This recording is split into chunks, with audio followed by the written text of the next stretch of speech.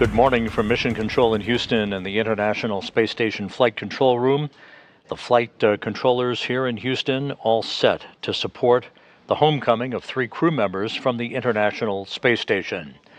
At this hour, we're just 23 minutes, 28 seconds away from the deorbit burn on the Soyuz MS-24 spacecraft that will bring back to Earth Loral O'Hara, the NASA astronaut who is wrapping up 204 days in space, Soyuz Commander Oleg Novitsky of Roscosmos, and Belarus spaceflight participant Marina Vasilevskaya. Novitsky and Vasilevskaya wrapping up a 2-week mission in which they delivered Tracy Dyson of NASA to the International Space Station on the Soyuz MS-25. Here in the Flight Control Room, Flight Director Fiona Antkowiak, along with Flight Director Elias Mirmo on console. To their right is Spacecraft Communicator Aki Hoshide, who, when required, will be talking to the space station crew in the homestretch of their workday before they begin an off-duty weekend prior to the start of a bevy of operational activity aboard the International Space Station. Outside of Moscow in the town of Korolyov, the Russian mission control team is poised to supervise the deorbit burn, entry, and landing of the Soyuz MS-24 as they pore over the data on their consoles, relaying information to Novitsky, O'Hara, and Vasilevskaya aboard the Soyuz spacecraft. The 3 crew members returning home today, again strapped into their respective seats in the center section of the Soyuz in the descent module. Novitsky is the Soyuz commander in the center seat. To his right is NASA astronaut Loral O'Hara, Marina Vasilevskaya, the spaceflight participant from Belarus, to Novitsky's left. O'Hara, as mentioned, is wrapping up 204 days in space and aboard the International Space Station, a mission that has spanned 3,264 orbits of the Earth and 86.5 million miles. Novitsky and Vasilevskaya spent 14 days in space, 12 aboard the station, 224 orbits of the Earth, in a mission in which they traveled 5.9 million statute miles.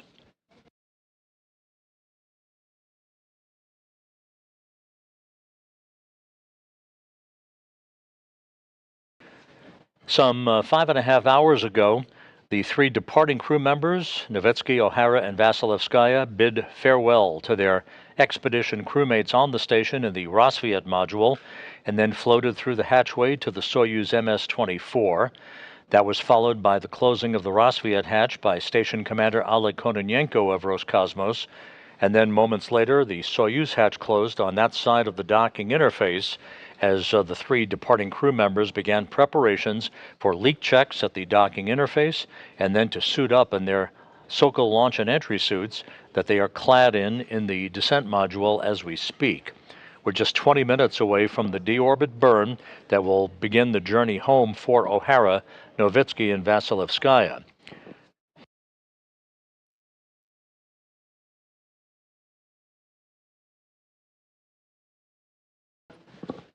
At 10:54 p.m. Central Time, 11:54 p.m. Eastern Time, the hooks opened between the Soyuz and the Rassvet module, springs on both sides of the docking interface pushed off against one another, allowing the physical separation of the Soyuz MS-24 as it traveled 260 miles above Mongolia.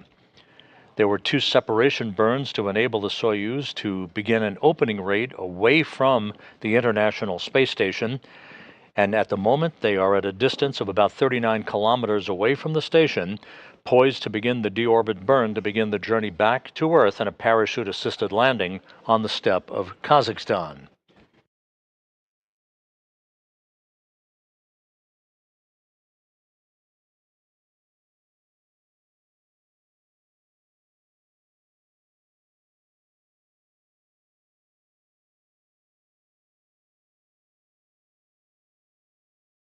Less than 20 minutes from now, the Soyuz engines will ignite on the MS-24. It'll be a 4-minute, 41-second retrograde deorbit burn to slow the Soyuz down by 128 meters per second, allowing it to drop out of orbit.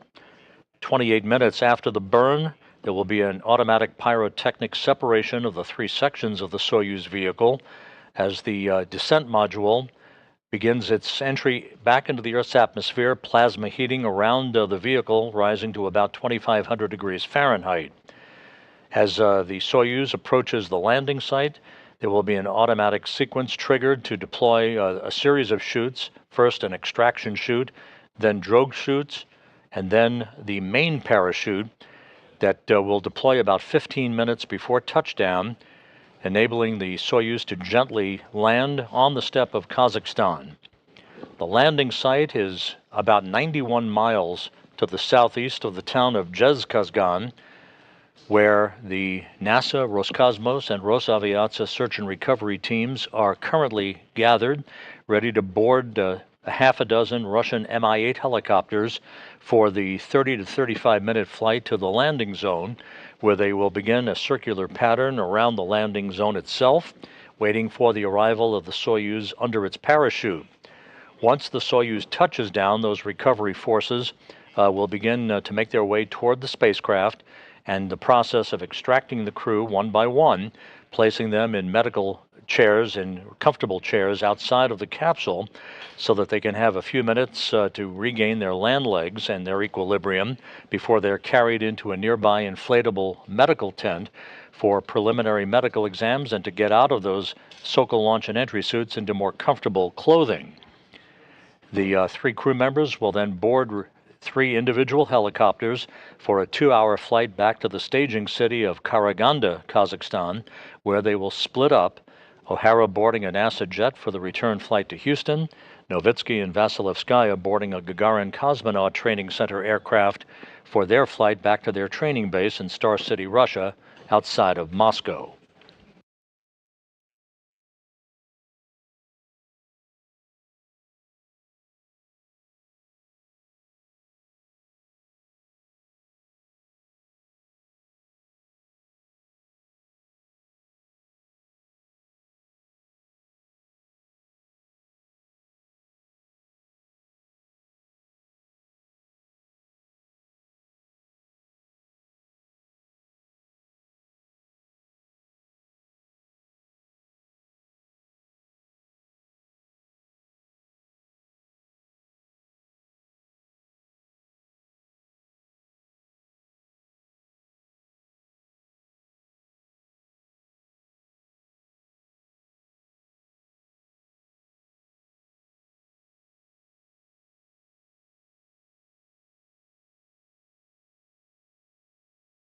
As we approach the 15-minute mark before the start of the deorbit burn, again, Novitsky is the Soyuz commander under the call sign of Kazbeki that he has called his spacecraft. He will be told by the Russian flight control team in Korolyov to transmit the pressure readings and the duration of the burn and the progress of the burn as it is executed, again, a 4-minute, 41-second deorbit burn to slow the Soyuz down by 128 meters per second. 28 minutes after the deorbit burn will be the pyrotechnic separation of the three sections of the Soyuz, the orbital module, the bulbous top portion of the Soyuz spacecraft, which will be depressurized about 10 seconds after the completion of the deorbit burn. The crew is strapped into their seats in the descent module, that center section that you see. The bottom portion, the instrumentation and propulsion module, also will be discarded at the time of the automatic pyrotechnic separation of the modules that is scheduled at 1:51 a.m. Central Time. About 3 minutes after the modules separate, the descent module will reach the upper levels of the Earth's atmosphere, called entry interface, at an altitude of about 61.8 miles. At that time, the crew members will start to feel the pull of gravity against their bodies. For Loral O'Hara, the first time she will experience gravity in 204 days.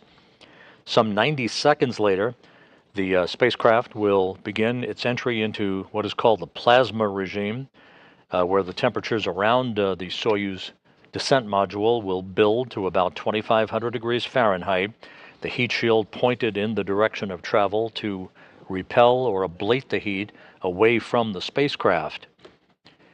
They will exit that plasma regime just after 2 a.m. Central Time, and a minute later, The crew will experience their maximum G loads on their bodies, about 4 to 5 Gs, if everything is going according to plan.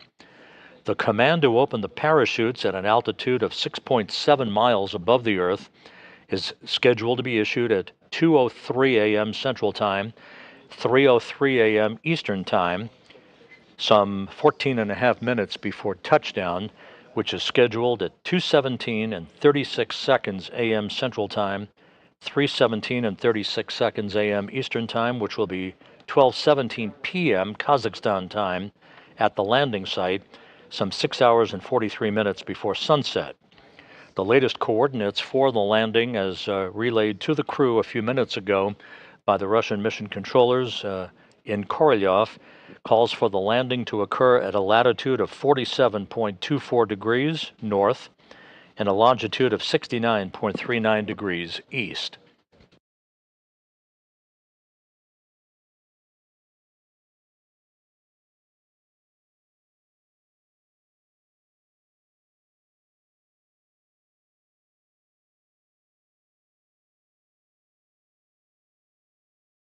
One other note that is worth mentioning, shortly before the separation of the modules, that again is scheduled at 1:51 a.m. Central Time, this is the area where the Soyuz will be too far away from the International Space Station to assure guaranteed voice communications.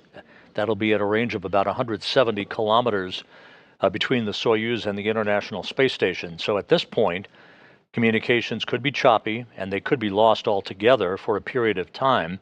That is normal until the Soyuz approaches the area of the landing site, at which time communications will be restored through the Antonov flying fixed-wing aircraft, which serves as a flying relay and data command center, if you will, to relay voice and data back to the Russian mission controllers in Korolyov.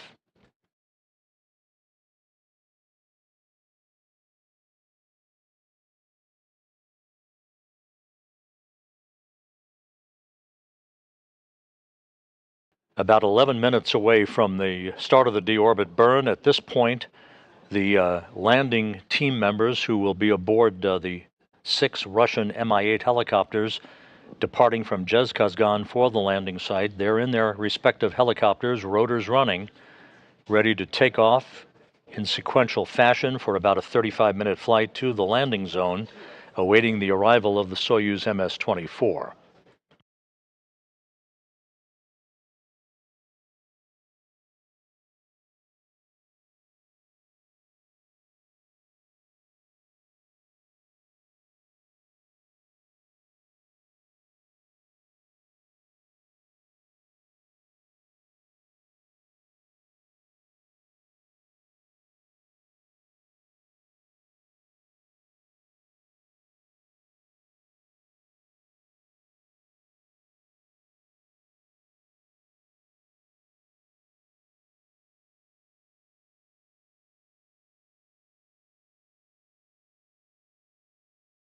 At the landing site southeast of Dzhezkazgan, it's a beautiful Saturday afternoon with just a few clouds at 10,000 feet, winds out of the southwest at about 6 knots, and the temperature expected to be around 60 degrees Fahrenheit for a balmy spring return to Earth for Loral O'Hara, Oleg Novitsky, and Marina Vasilevskaya.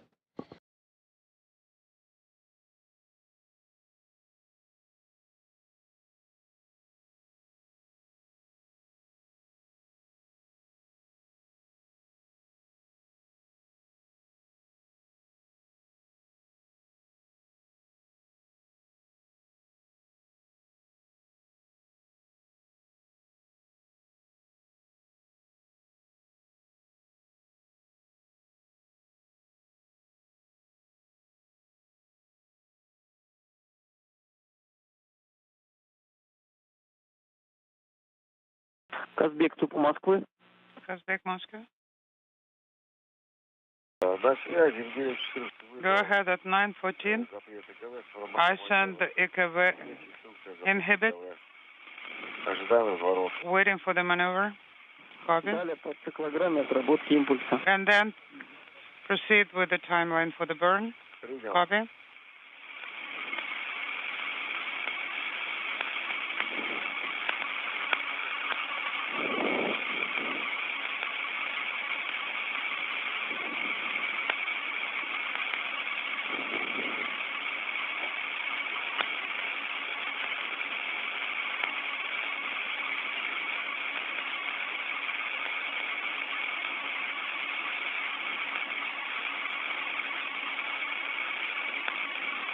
Approaching 8 minutes before the start of the deorbit burn. All the Soyuz systems are in excellent shape. Aboard the International Space Station itself, the Expedition 71 crew, transitioning from 70 to 71 at the time of the undocking a few hours ago, led by Commander Oleg Kononenko.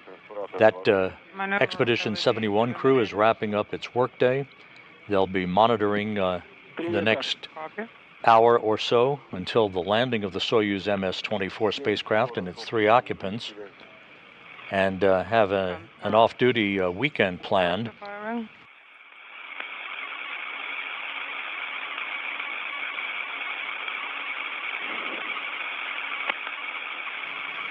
A lot of activity lies ahead for the space station and its crew on board, with the schedule calling for a Russian spacewalk by Kononenko and Roscosmos cosmonaut Nikolai Chub. On April 25th, the undocking of the SpaceX Dragon cargo craft on April 26th for its return home, filled with science experiments and equipment. That will set the stage for a relocation of the Crew 8 Crew Dragon spacecraft from the forward port of the Harmony module to the zenith port on Harmony, which is currently occupied by the SpaceX cargo craft. The opening up of the forward port of Harmony through that relocation, which is scheduled for no earlier than April 30th, will then be the precursor to the launch and docking of the Boeing Starliner spacecraft on the crew flight test that is scheduled for launch with Butch Wilmore and Sonny Williams aboard on the evening of May 6th from Launch Pad 41 at the Cape Canaveral Space Force Station.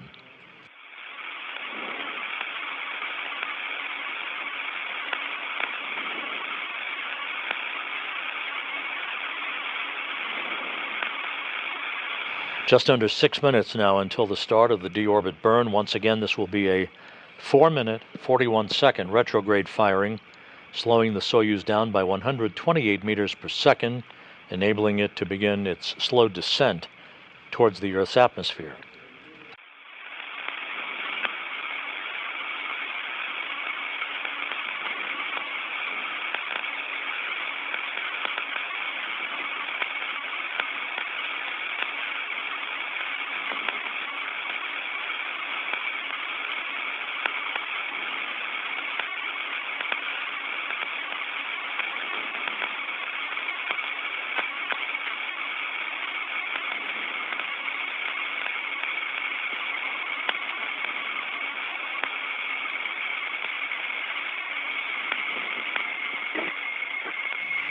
The beginning of the deorbit burn will occur at an altitude of 440.3 kilometers above the Earth for the Soyuz. When the burn is complete, 4 minutes and 41 seconds later, the Soyuz will begin its descent from an altitude of 430 kilometers. And again, the upper section of the Soyuz, called the orbital module, will be depressurized 10 seconds after the completion of the burn as planned, setting the stage for the module separation that occurs automatically through pyrotechnic devices. That will occur at 1:51 a.m. Central Time, 2:51 a.m. Eastern Time.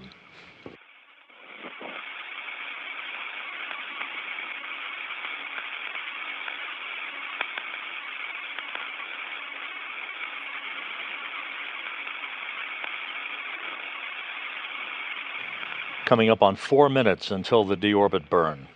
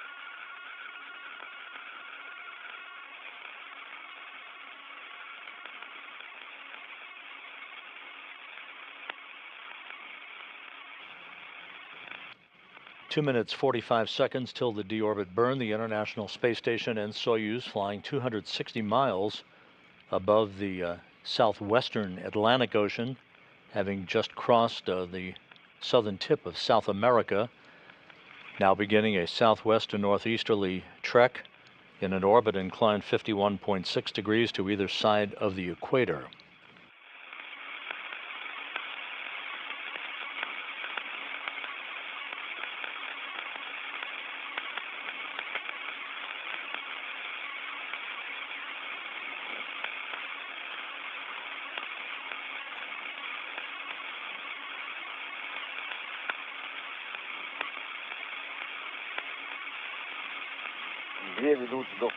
Once again, you'll be hearing Oleg Novitsky calling out parameters of the burn for the duration of its 4-minute 41-second duration.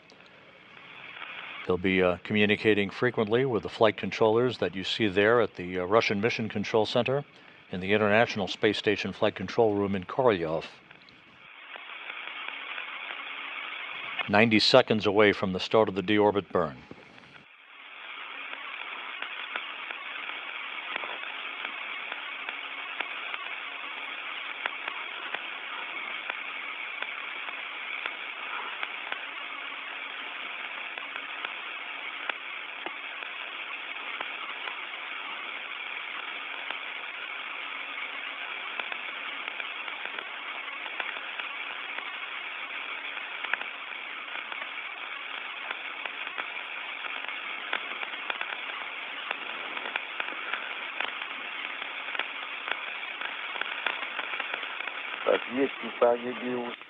BIOS power is on.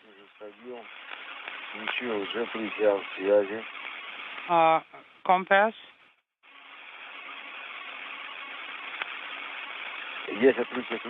SKD cover is open. Copy. The Soyuz engine cover is open. 30 seconds till the start of the burn.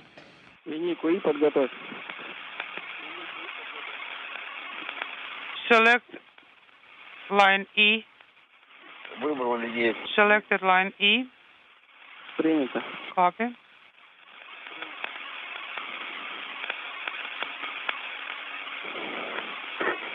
Ten seconds till the start of the burn. Standing by for ignition. Firing confirmed.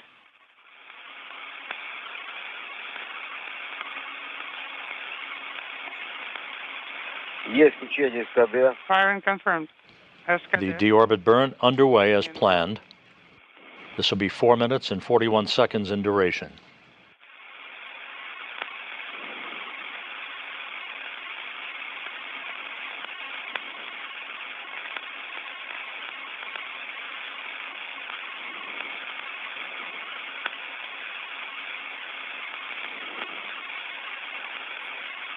секунд. 30 seconds. Burn is 13.2. Novitsky, as the Soyuz commander, reading off parameters of the burn, 45 seconds into the burn.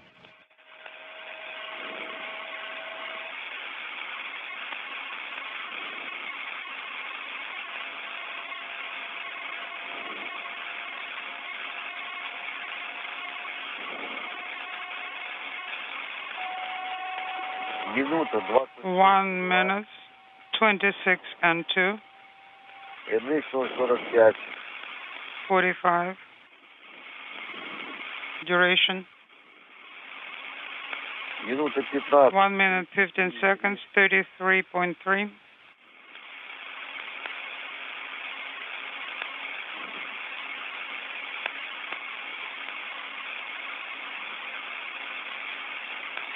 Минута 1 minute, 30 seconds, 39.7. 1 minute, 40 seconds into the burn. About 3 minutes to go.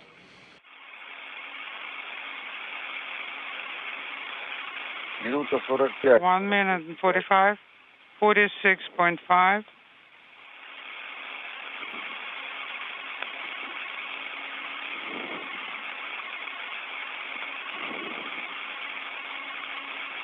Две минуты. 2 minutes. Just over 2 minutes into the burn, everything proceeding normally.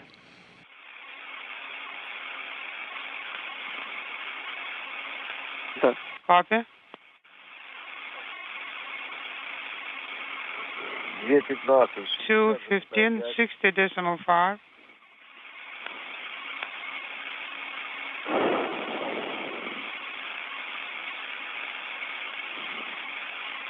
The Soyuz continues to decelerate. 30. 2 minutes to go in the burn.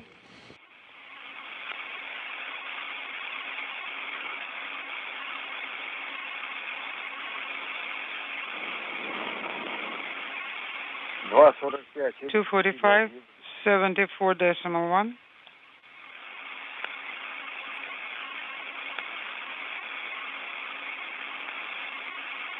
Three minutes into the burn, everything proceeding on track. The first of the search and recovery helicopters for NASA, Roscosmos personnel, and Rosaviatsa search and recovery forces should be taking off right now from the Dzhezkazgan airport for the landing site. 3:15, 87. Принято. Copy. 3.5 minutes into the burn, about 1 minute 10 seconds left. 3:30. 3 minutes, 30 seconds, 95.2. Язык 146. До форсунка форма. Nozzles nominal.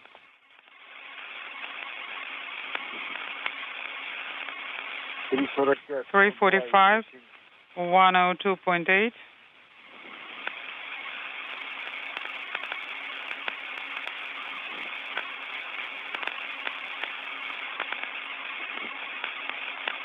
Four minutes, 5 seconds into the burn, 109.1. about 31 seconds left.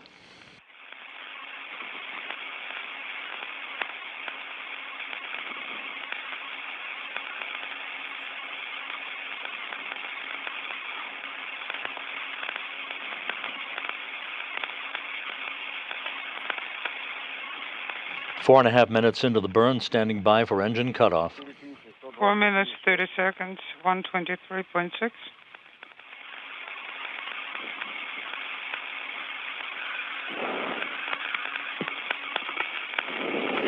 And the deorbit burn is complete and reported to be nominal by the flight controllers in Korolyov. Loral O'Hara, Oleg Novitsky, and Marina Vasilevskaya heading back to Earth. 127.9. Принято. Copy.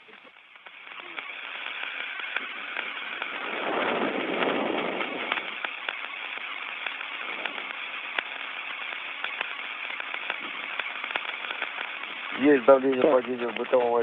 Barrel pressure is declining. Сбор, двери по ГЦ. Copy. Принято. Все три гудка.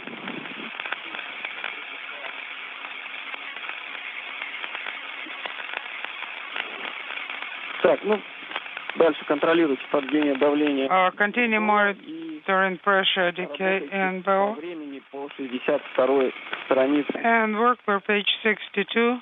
The orbital module, the uppermost section of the three-section Soyuz vehicle, currently being depressurized as planned in advance of the separation of the three sections of the Soyuz that is coming up at 1:51 a.m. Central Time, 2:51 a.m. Eastern.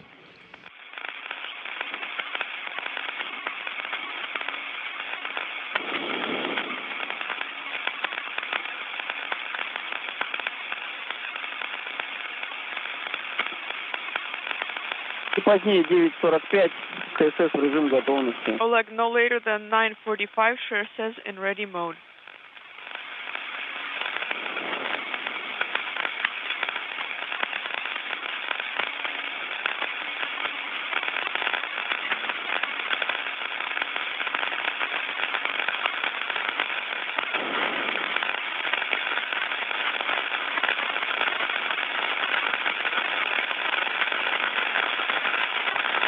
До разделения 21 минута.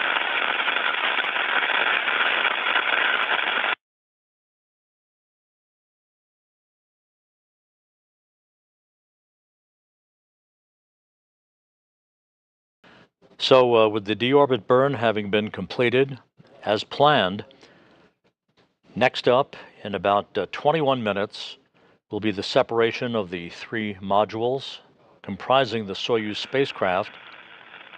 Pyrotechnic devices will trigger the automatic separation of those three modules, the upper module being the orbital module, and the lower section being the instrumentation and propulsion module, leaving just the descent module, the center section, with the crew strapped in their seats, heading in the direction of travel toward the landing site. The comm is intermittent.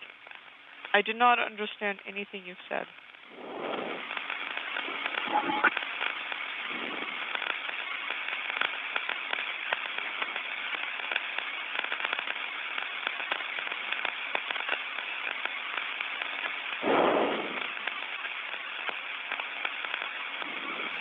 At the intermediary staging site at Dzhezkazgan, which is 91 miles to the northeast, or the northwest, I should say, of the landing site, the Russian Mi-8 helicopters, 6 of them, are en route now to the landing zone, where they will form a circular flying pattern around the landing site, along with an Antonov 26 fixed-wing aircraft that will serve as a flying relay station for data and voice communication from the Soyuz crew as they approach the area of touchdown.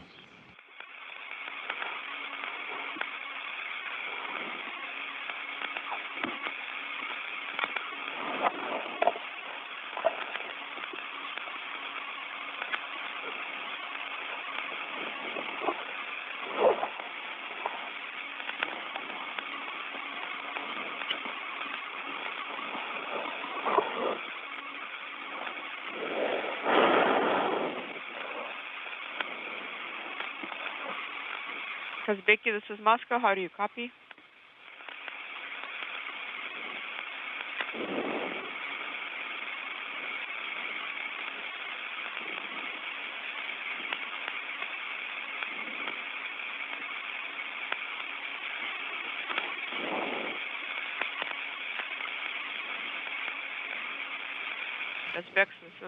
Kazbeki is the call sign Novitsky chose for his Soyuz spacecraft for both launch to docking as well as undocking through landing.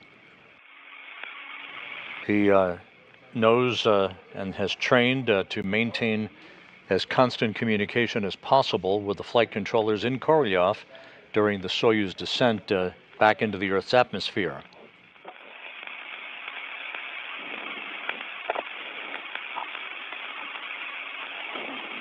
We're about 43 minutes away from touchdown, which, if it occurs on time, will be at 2:17 and 36 seconds a.m. Central Time, 3:17 and 36 seconds a.m. Eastern Time, 12:17 p.m. on Saturday at the landing site in Kazakhstan, 91 miles to the southeast of the town of Dzhezkazgan. Yes, the sensor. The weather at the landing site is very good. Just a few clouds reported at 10,000 feet. Winds very light out of the southwest at about 6 knots. Temperatures around 60 degrees Fahrenheit to greet O'Hara, Novitsky, and Vasilevskaya. Okay.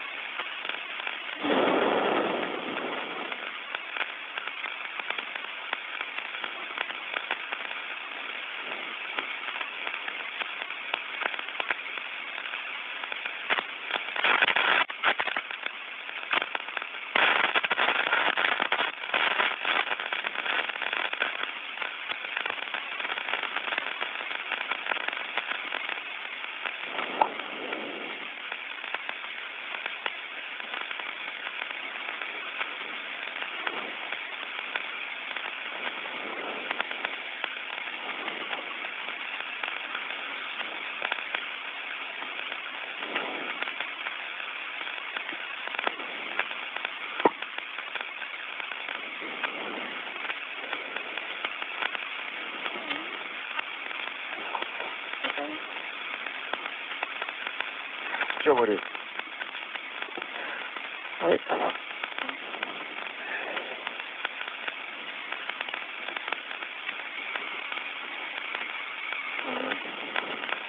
Спасибо.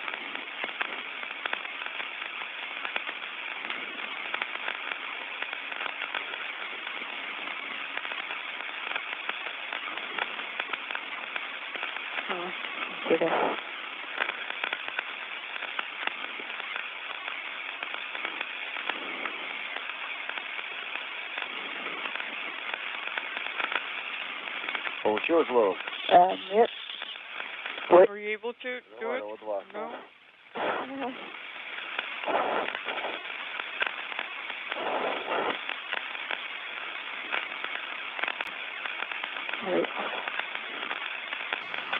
The Russian ballistics experts have forecast the touchdown to occur at a latitude of 47.24 degrees north with a longitude of 69.39 degrees east for the Soyuz spacecraft and its 3 occupants.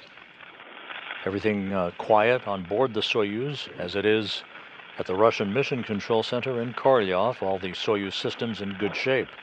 The undocking earlier was perfectly normal. The separation burns to begin the departure opening rate for the Soyuz away from the International Space Station were executed on time, as was the deorbit burn just a few minutes ago to decelerate the Soyuz, enabling it to begin its descent out of low Earth orbit back toward the Earth's atmosphere.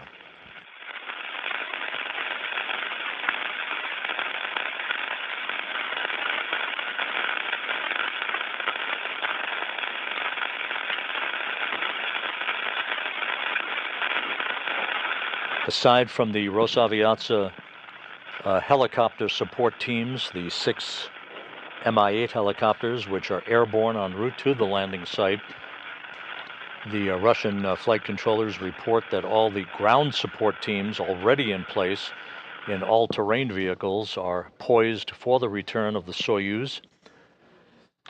With the weather expected to be good for landing with good visibility, our hope is that we begin to pick up video of the Soyuz descending under its large orange and white parachute.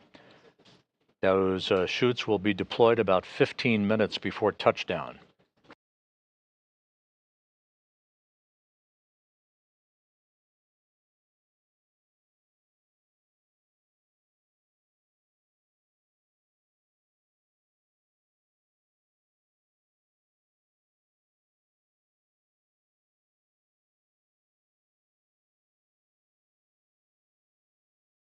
We're about 12 minutes away from the module separation, the pyrotechnic separation of the 3 sections of the Soyuz.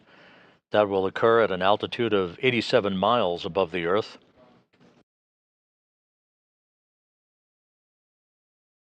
The module separation will occur about 3 minutes before the Soyuz begins to enter the Earth's atmosphere.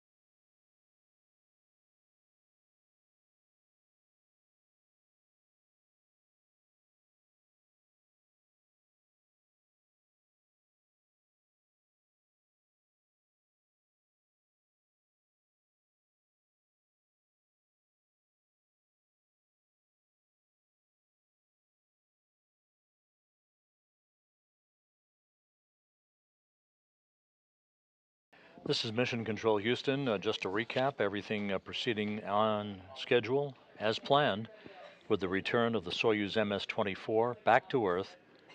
Soyuz Commander Oleg Novitsky, NASA astronaut Loral O'Hara, and Belarus spaceflight participant Marina Vasilevskaya, soon to feel the tug of Earth's gravity against their bodies. For O'Hara, this will be the first sensation of gravity in 204 days.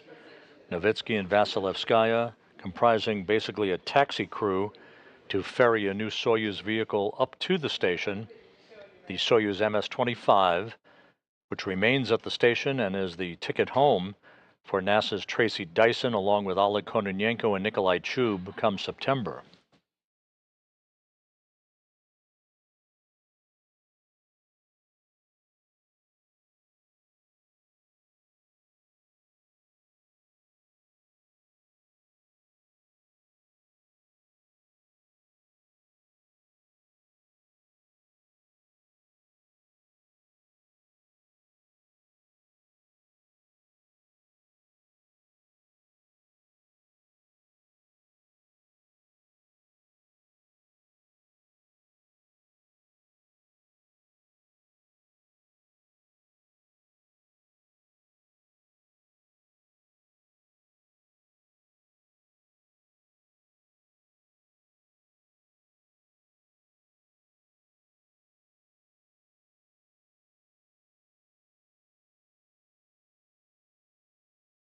The Russian ballistics officers have refined the landing coordinates post-deorbit burn, a very slight tweak.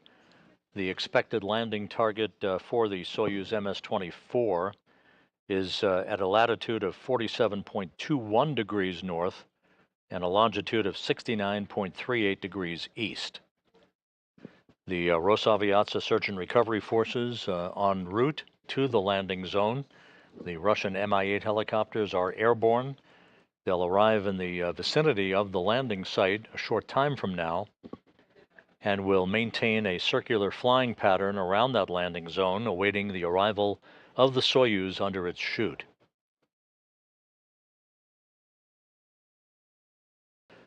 Those helicopters are accompanied by an Antonov 26 fixed-wing aircraft that serves as a flying relay center for communications and data from the Soyuz to the Russian flight control team in Korolyov outside of Moscow.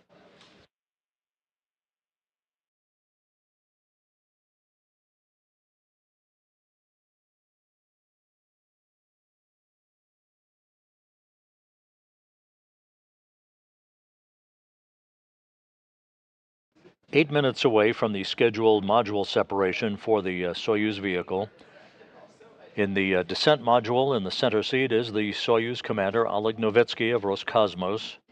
NASA's Loral O'Hara strapped into her seat. To the right of Novitsky, Marina Vasilevskaya, the Belarus spaceflight participant, is seated to Novitsky's left.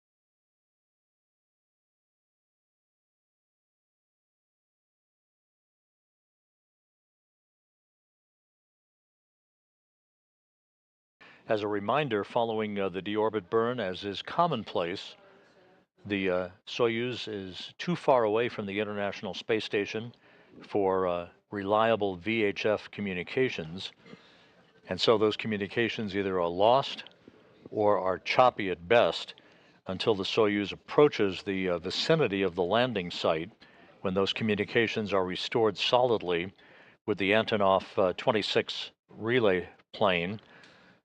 Again, this is normal and is to be expected, as we are now about 6 minutes away from the planned separation of the three sections of the Soyuz.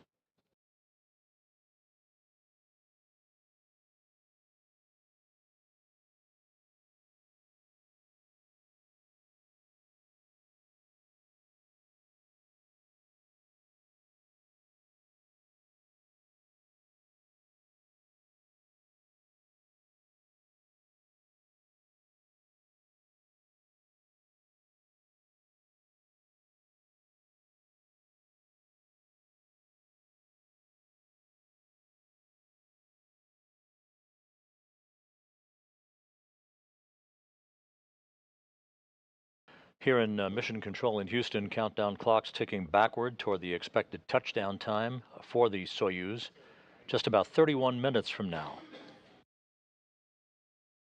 Loral O'Hara is wrapping up 204 days in space, in which she accrued 3,264 orbits of the Earth, having traveled 86.5 million statute miles.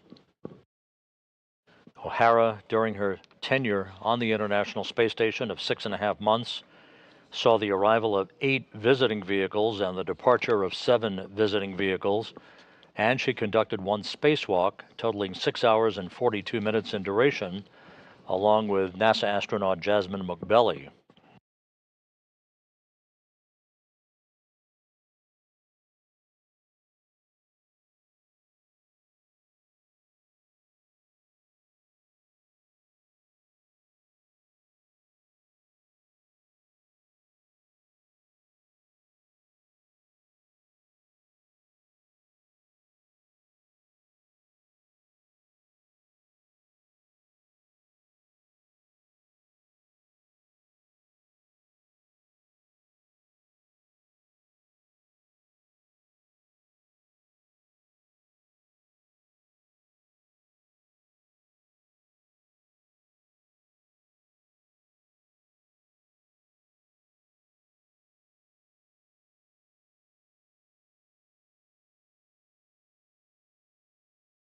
The Soyuz, that is less than 30 minutes away from its return to Earth with O'Hara, Novitsky, and Vasilevskaya, launched last September 15th from the Baikonur Cosmodrome in Kazakhstan, with O'Hara, Oleg Kononenko, and Nikolai Chub on board. Kononenko and Chub will and are remaining on board the International Space Station as members of the Expedition 71 crew, Kononenko being the commander of the International Space Station. He soon will pass the 1,000-day mark in space for total time by any human being, more than any other human who has ever flown in space. That 1,000-day milestone to be reached on June 4th. Kononenko and Chub will return to Earth in September with NASA astronaut Tracy Dyson, who launched on March 23rd with Novitsky and Vasilevskaya.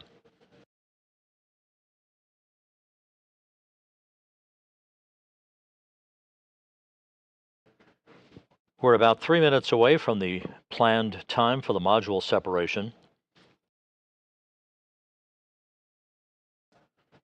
This will occur at an altitude of 87 miles above the Earth.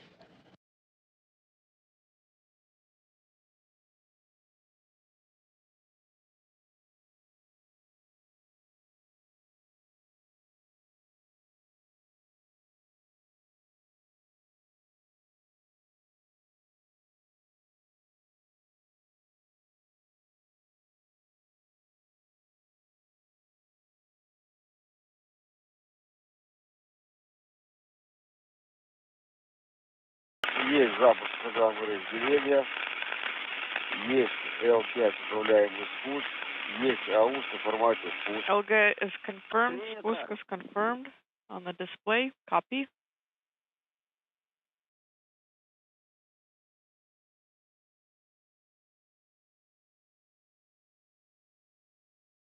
The Russian ballistics officers report that the commands have been issued for module separation.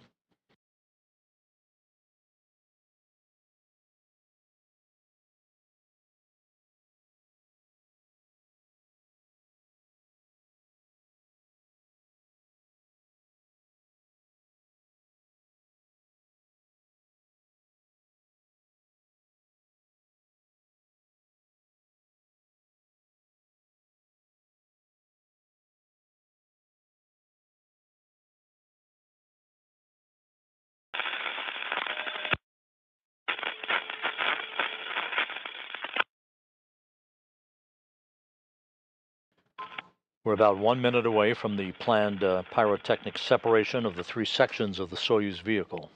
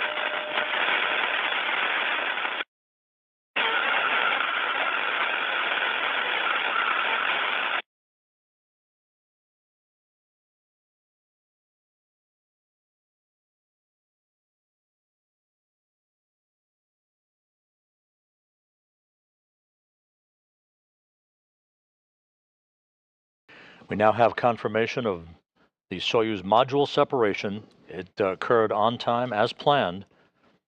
So the descent module with O'Hara, Novitsky, and Vasilevskaya strapped in their seats, now flying on its own, targeting the landing site to the southeast of the town of Dzhezkazgan, Kazakhstan, touchdown 25 minutes away.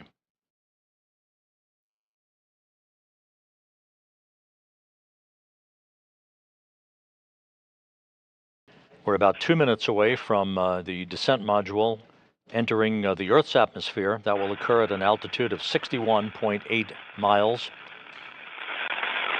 At that point, the 3 crew members will begin to feel the effects of Earth's gravity against their bodies.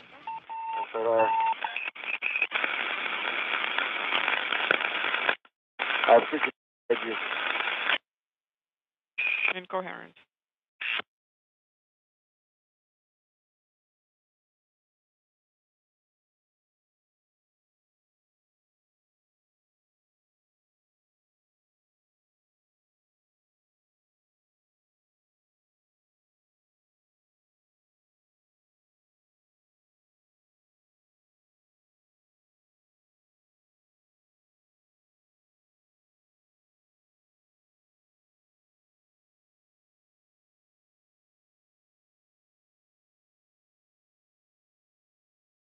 So far, everything proceeding as planned for the return of Loral O'Hara, Oleg Novitsky, and Marina Vasilevskaya, some 23.5 minutes away from touchdown on the steppe of Kazakhstan. The weather is very nice for this time of the year at the landing site. Just a few clouds at 10,000 feet, winds light out of the southwest at about 6 knots, the temperature about 60 degrees Fahrenheit.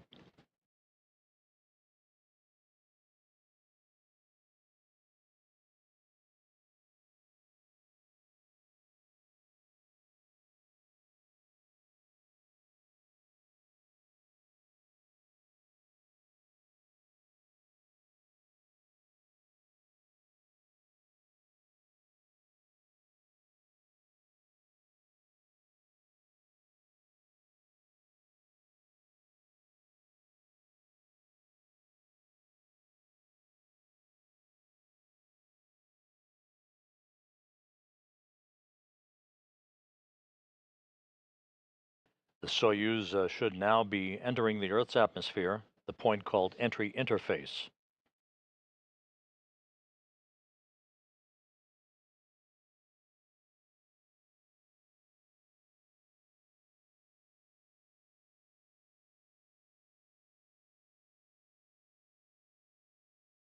In about a minute or so, the Soyuz should begin the period of peak heating in the plasma regime, as well as beginning entry guidance through its onboard computers targeting the landing site southeast of Dzhezkazgan, where the Rosaviatsa search and recovery forces, as well as NASA and Roscosmos personnel, are about to arrive in a circular flying pattern, awaiting the Soyuz descending under its large parachute.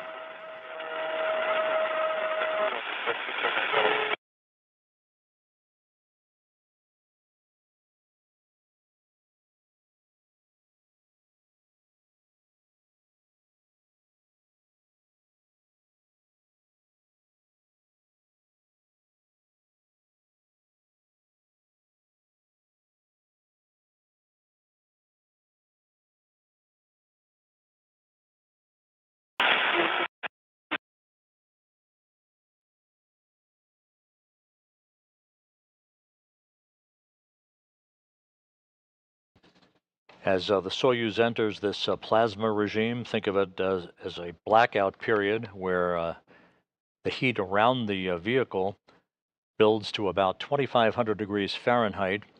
This will last for about 4 minutes or so.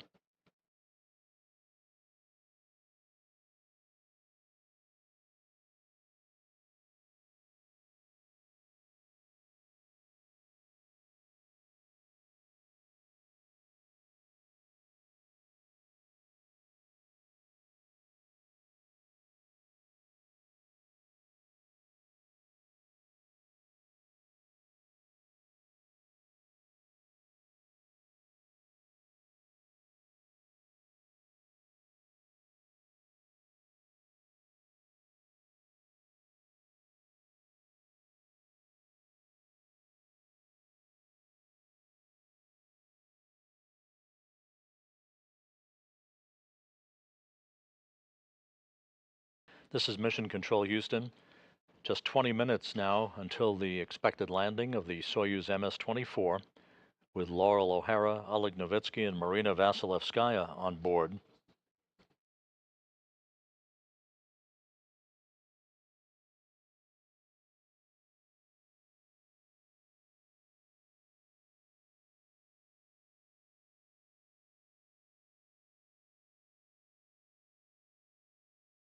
The lack of communications from the crew on board the Soyuz is to be expected at this point until the Soyuz emerges from this plasma regime. Communications will be restored through the Antonov 26 fixed-wing aircraft at the landing site, relaying voice and data to the Russian mission controllers that you see there in the Russian mission control room for the International Space Station outside of Moscow.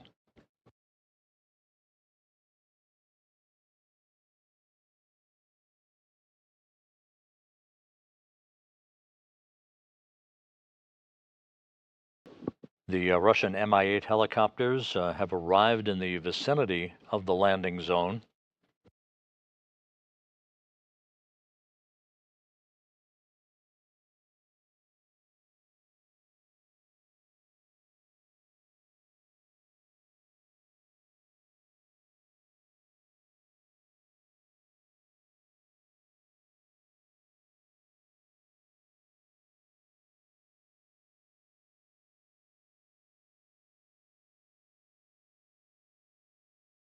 Just about 18 minutes now until touchdown.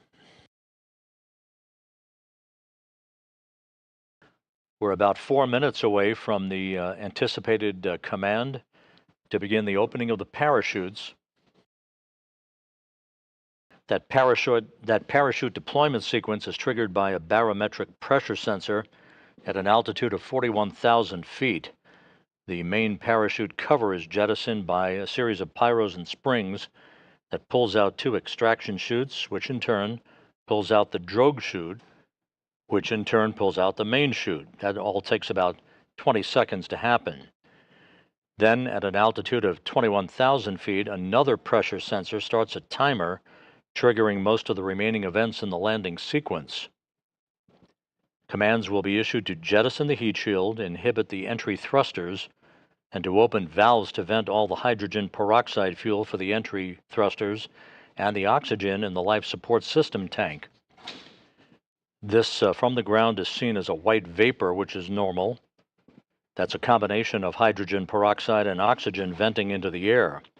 The purpose of this is to safe the vehicle for landing. The search and recovery forces and the RSC Energia personnel do not want hazardous gases to remain in the tanks when the soft landing thrusters fire just a couple of seconds before touchdown.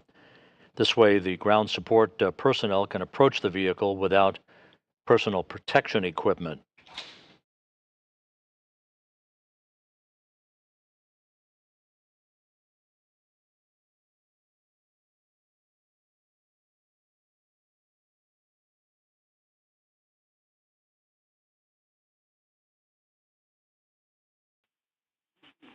Object Moscow. Go ahead. The report on the descent. Yes, we started the descent. How do you feel? The crew feels great. Okay, copy. Can you give us the pressure in 781? Copy.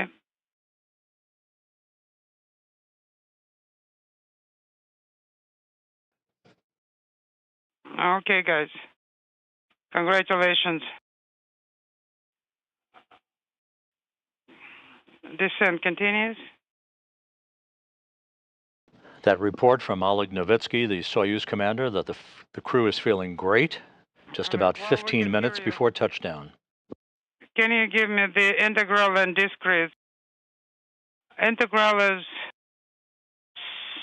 somewhere at about half discrete negative. Half discrete negative. Copy. Wow.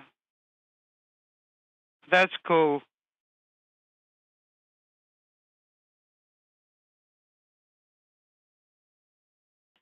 T 10-0307, expecting OSPEP.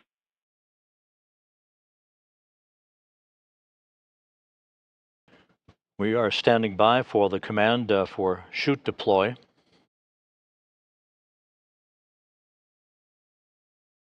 The main parachute, that large orange and white chute, covers an area of about 1,000 meters, slowing the Soyuz to a descent rate of 7.2 meters per second. The harnesses first allow the Soyuz to descend at a canted angle of about 30 degrees to expel heat, then will shift the Soyuz, rehooking it, if you will, to a straight vertical descent.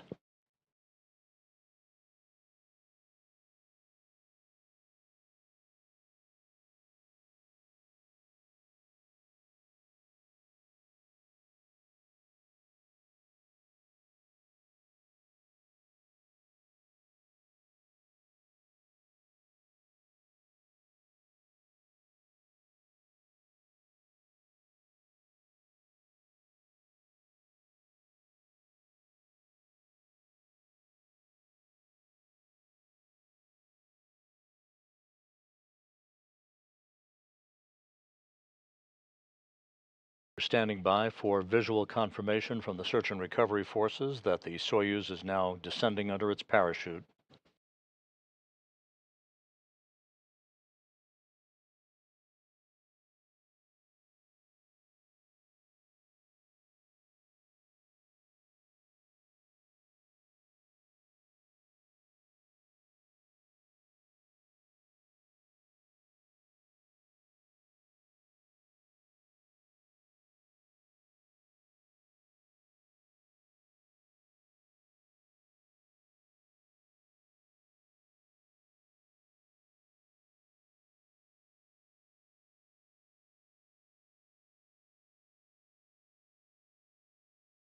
Coming up on 12.5 minutes until touchdown.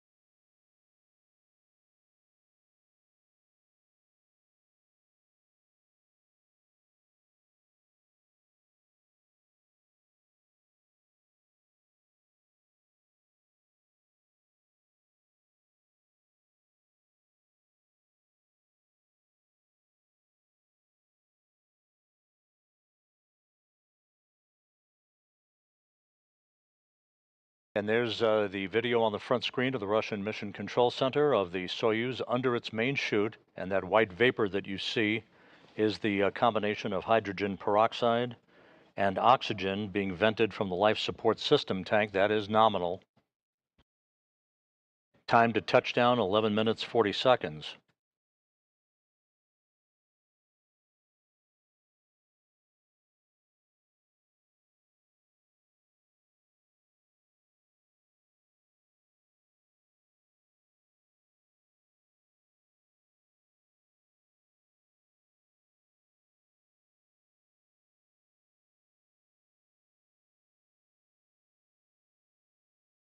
The large orange and white chute is fully reefed.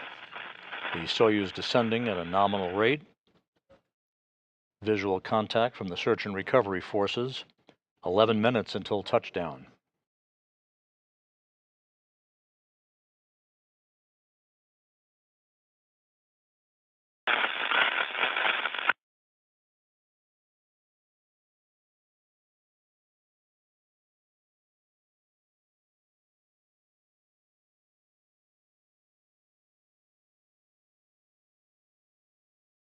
Now we're getting our full view of the Soyuz descending under its chute. The heat shield has been jettisoned.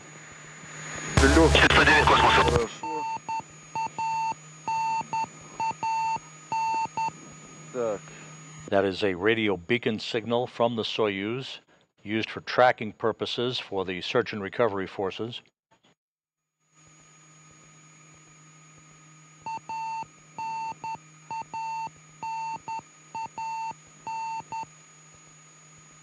10 minutes until touchdown, everything going by the book. No issues reported. The Soyuz in great shape, as is the crew, as reported by Soyuz Commander Oleg Novitsky. Oh, copy.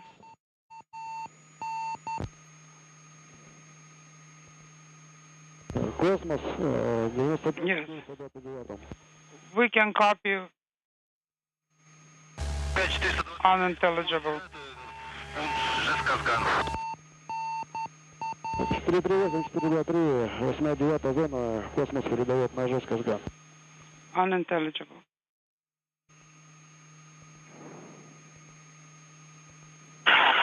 Пятый космос, 8-9 на Dzhezkazgan.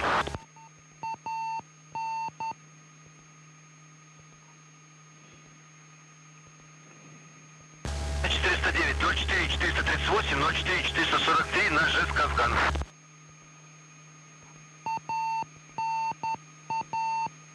Космос 429-му. 429 космос. 423, 438 запрашивают на Roscosmos следует. 2378. Operations nominal. 443, 438 на Dzhezkazgan. Unintelligible.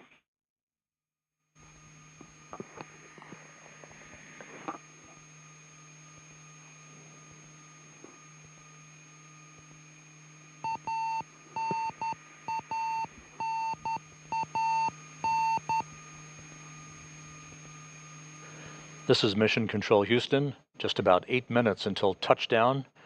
Under a cloudless sky over the steppe of Kazakhstan, the Soyuz descending at its nominal rate, the crew feeling good. According to Soyuz Commander Oleg Novitsky, Loral O'Hara seated to his right, Marina Vasilevskaya to his left.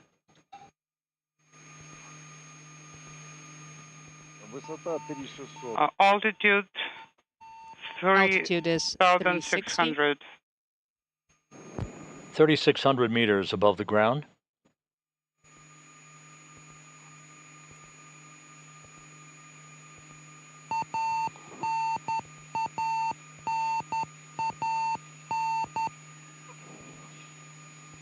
The search and recovery forces have voice communication with the crew, reporting that they all feel well. We can see the vehicle. 506, следуйте за объектом. 36, please do follow. Copy. Once the Soyuz touches down, the ground forces Search and already in rescue. place How in do you all-terrain request vehicle? vehicles will begin to drive toward the capsule as the Russian Mi-8 helicopters land in sequential fashion just a few dozen feet away from the capsule itself to begin the process of ensuring that the vehicle is safe, that no toxic gases are leaking from the vehicle before they begin the Altitude process of is extracting the 3,000. crew. How do you feel? Kazbek, this is Molnia. This is Kazbek. The altitude is 3,000. Copy. 3,000 meters off the deck, 6.5 minutes till touchdown. Молния ответь.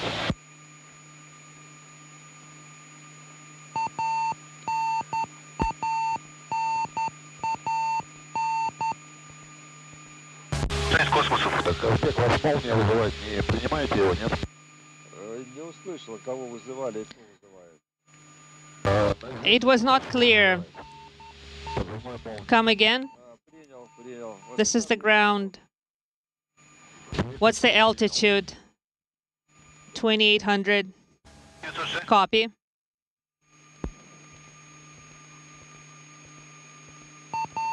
It's a balmy April day on the steppe of Kazakhstan, which is at this time of year almost like a straw-like surface. 60 degrees Fahrenheit is the temperature to greet O'Hara, Novitsky, and Vasilevskaya.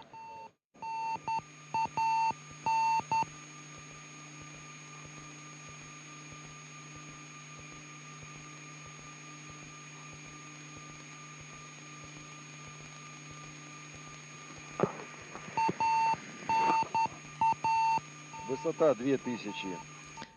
The altitude is 2,000. 2,000 meters off the ground, everything continuing to go very well. The Soyuz system's in good shape. The Soyuz descending at its nominal rate. Just a reminder, about 2 seconds before touchdown, you should see a puff of smoke. That's basically the soft landing engines firing in a final braking We're maneuver. accompanying the vehicle. The crew's seats will be cocked into an upright position to brace them for landing. 448, please establish contact with the vehicle. Прошли. Мы вас приняли, 1900 освободили. Казбек, молния. Kazbek, this is Molnia. This is Kazbek. Казбек, сопровождаем вас. Как самочувствие? Oleg, we are accompanying you. How do you feel? Excellent. The altitude is 1580. 906, 478. На приеме? Ответили, самочувствие норма. Продолжаем сопровождение. 1500. Я понял. The altitude is 1500.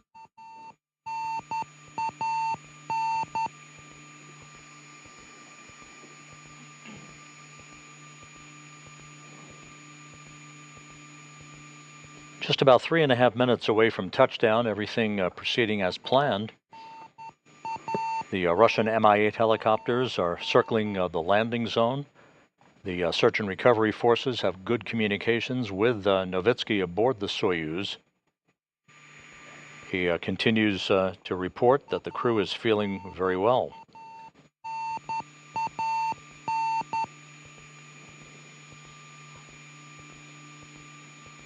Высота 1100. The altitude is 1100. 1,100 meters now before touchdown. Under 3 minutes until the homecoming for these 3 crew members. Классный спуск, да? Вообще, What an excellent descent. Do you agree? Absolutely. Так, высота 980. The altitude is 980. Please tighten your straps.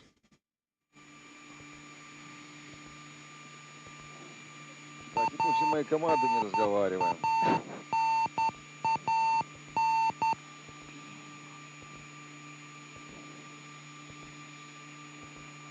Just about 2 minutes until touchdown. The altitude is 900. 900 meters off the ground.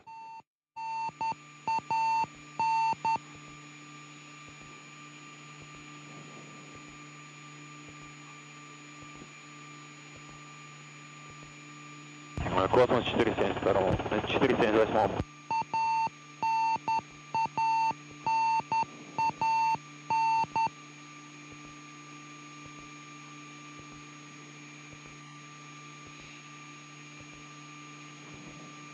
Землю видно? Can you see the ground? 500 метров.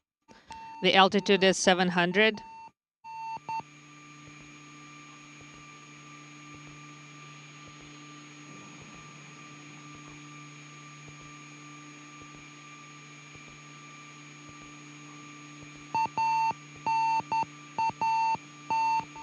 Just over a minute until touchdown, 600 600 meters off the ground. Meters.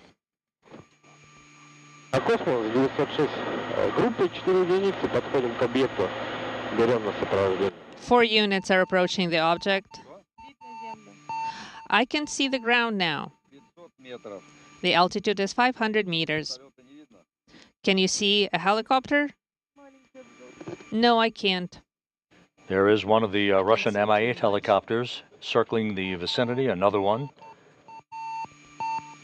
Once the Soyuz touches down, so will those helos in The sequential altitude is fashion 350. to begin the heart of the extraction process as they remove the crew from the descent module.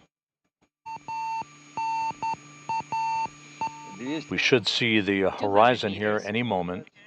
All right, we will be keeping silent here and waiting for the landing.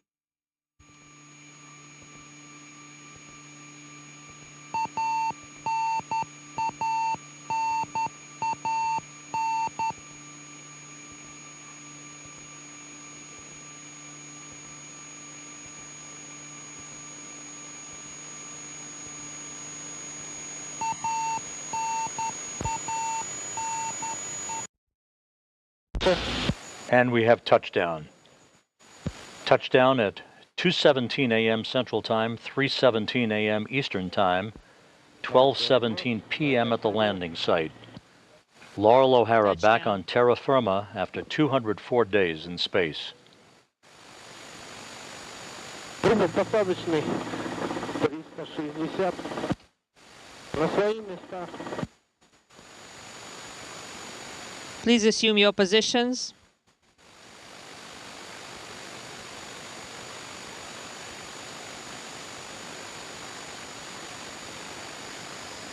Космос 429. Cosmos to 429. 429. 49. Закладу экипажа спускаем на 29, занимайтесь четвертую зону, высота. Let's go to zone 4. Пока здесь, по группе. Четвертую занятие доложим. We are still here.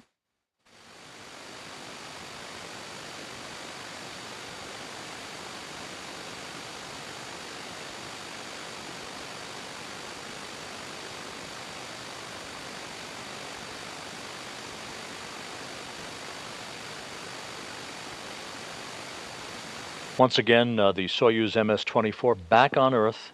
A safe touchdown for Loral O'Hara, Oleg Novitsky, and Marina Vasilevskaya, following a flawless undocking from the International Space Station, the deorbit burn, At your position. and I'm all of still the in entry air. activities tripped off in perfect Once you fashion, reach your position, please land.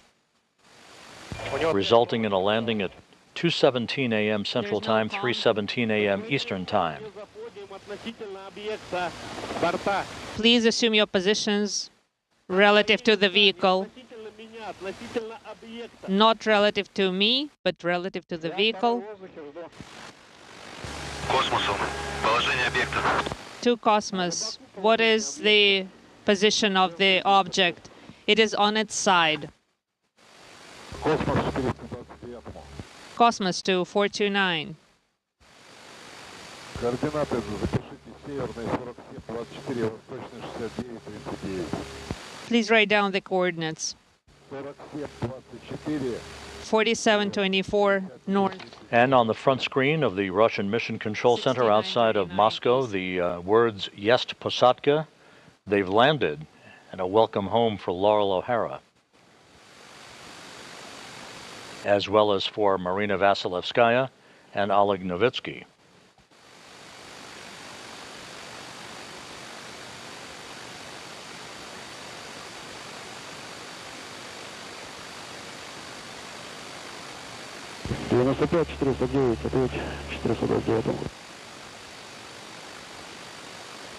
Космос, передавайте от рядам 409. 409 вам Космос передает на Dzhezkazgan. Мягкая посадка.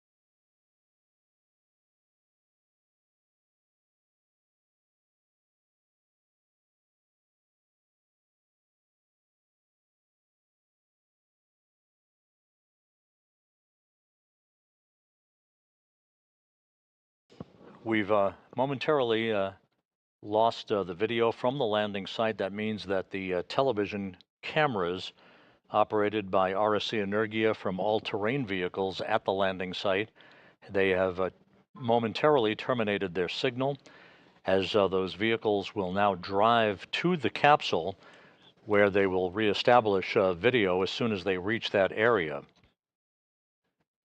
Once again, a perfect touchdown for Loral O'Hara, Oleg Novitsky, and Marina Vasilevskaya.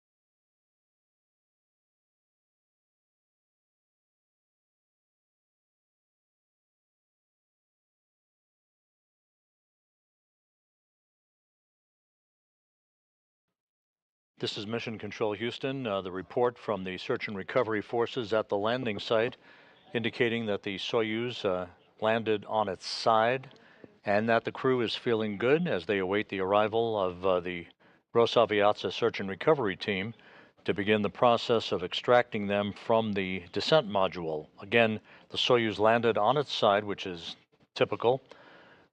About 50% of these landings will see the Soyuz dragged by wind in the area that captures the chutes and pulls the capsule onto its side as opposed to landing upright.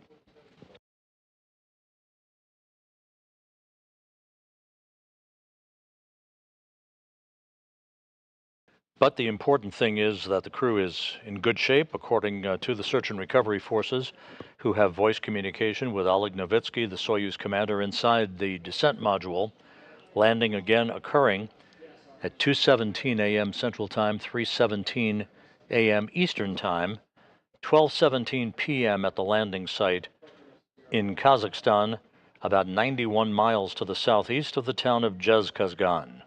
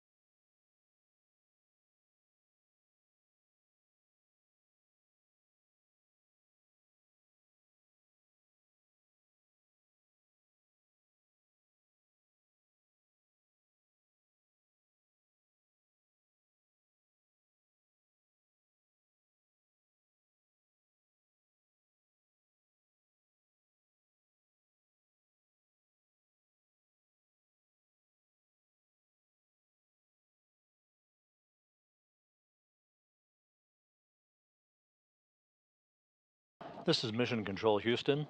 The Soyuz, with its 3 occupants, landed about 10 minutes ago.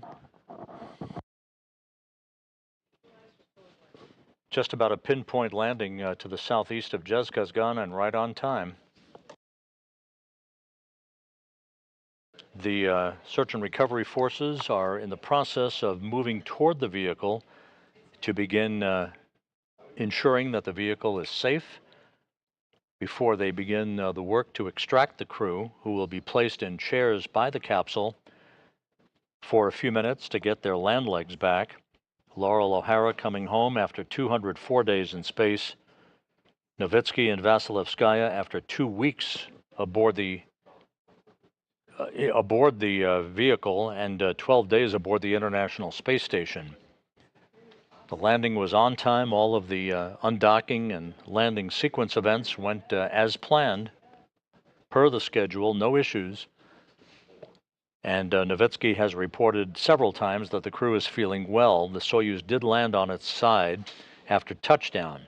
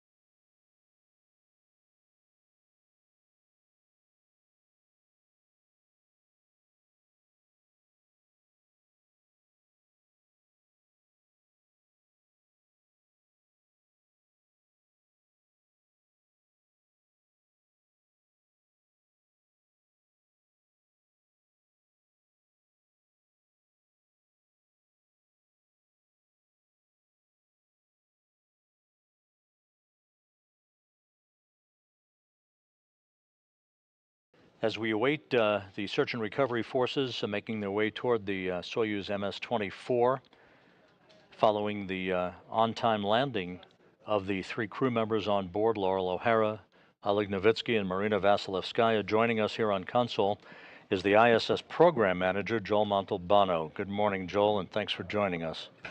Good morning, Rob. Awesome landing. That was just fantastic to see the crew home. So thoughts about Loral's return to Earth after 204 days, 6.5 months aboard the station, and the completion of Expedition 70 with all of the science that was accomplished as well as the other objectives?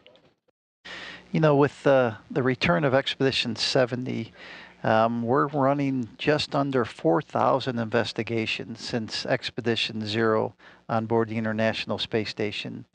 And the cool thing about this crew is they were up there when we celebrated 25 years of the International Space Station and how it's changed over those 25 years, from, you know, the assembly of ISS to the research and science we're doing on board, the technology development we're doing on board, the commercialization activities on board, and just awesome to see Expedition 70 participate at and add to the great statistics we have on board the International Space Station. Joel, from flight director to director of human spaceflight in Russia to deputy ISS program manager to the ISS program manager, you've spent about 2 decades very closely involved in the evolution of NASA's relationship with Roscosmos, the European Space Agency, the Japan Aerospace Exploration Agency, and the Canadian Space Agency, in seeing the space station expand and flourish. What have been the major milestones you've seen during this time that has made the ISS the complex it is today? You know, some of the coolest milestones that I think we've done as a partnership is, you know, first going from 3 crew members to 6 crew members. You add then a step up to the incorporation of the U.S. commercial crew vehicles, and what we've been able to do with the SpaceX Dragons. Recently with the private astronaut missions, how we're incorporating more and more of the commercial aspect into the International Space Station. And, you know, one of the things that I like is when I look around the partnership, I see a lot of the ISS experience we have with our international partners moving on to our next programs, moving on to our exploration, and taking the lessons learned and the expertise that we've gained on board the space station and playing that forward such that we can be even more successful as we look past to low Earth orbit. The ISS today, when it's all said and done, has a lot of life left, but if you had to write the history book right now of the space station, what do you think its lasting legacy is going to be? To me, the lasting legacy is the international cooperation. We have set the standard on what it takes to cooperate across the globe. You know, through the 25 years of International Space Station, we have incorporated activities from over 110 countries across the globe. And I think that when you look forward and you kind of look and write about the International Space Station, you're going to write about the international cooperation and what we've done as a human race. You know, as they say in life, one door closes, another one opens, and today's landing is a fitting end, if not bittersweet for you possibly, to your tenure as ISS Program Manager. As you hand over the reins to Dana Weigel, your deputy, she'll become Program Manager. Your new job, a tough one, a challenging one, Deputy Associate Administrator for Space Operations. What do you foresee as your expanded role for NASA and your new position as we press ahead, not only with the International Space Station, but the Artemis program and all of the rest? You know, I see my role as helping the team focus as we look at space station through the end of the decade. You know, what do we need to continue doing? What do we need to do on space station to help the exploration effort? What do we need to do to make that Artemis program even more successful? I see my new role as helping develop these commercialization activities, these new space stations that we want in low Earth orbit, and what we can do within the Space Operations Mission Directorate, and how to encourage that, to expand that, and do the best we can to make sure when we move forward with Space Station, that the next programs are taking all our lessons learned, using those, and moving as quickly as they can as they develop forward. Joel, it's been quite a ride and a pleasure to have come this far with you, with lots more stories yet to come. Rob, thank you very much. You guys have, this is an awesome team to work with. It's humbling. It's been an honor to do what I've been able to do. And I look forward to helping wherever I can in the future. So thank you very much. Joel Montalbano, the ISS program manager, with us following the textbook landing of the Soyuz MS-24, as we await the resumption of video from the landing site, as the recovery process will begin to extract the crew members from the descent module.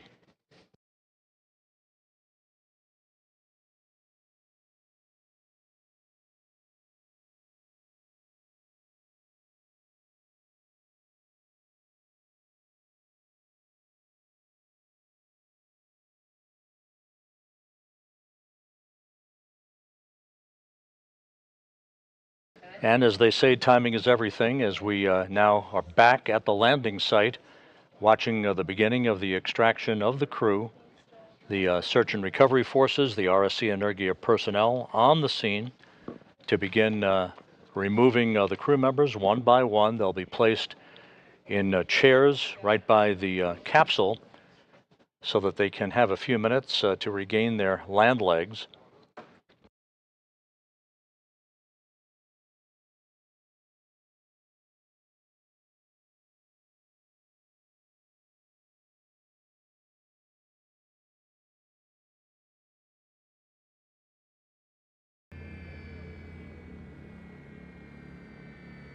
Третий в эфире.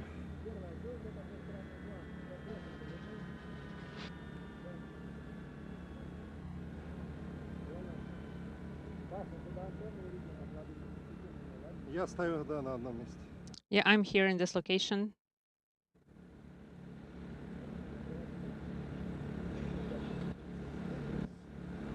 Again, the scene at the landing site where the Soyuz MS-24 touched down about 20 minutes ago. What are you guys doing here? You can see the 3 chairs set up for the crew members who will be extracted and placed in those chairs to have a few minutes to regain their land legs. They'll then be carried into a nearby inflatable medical tent for preliminary medical exams and to remove their Sokol launch and entry suits.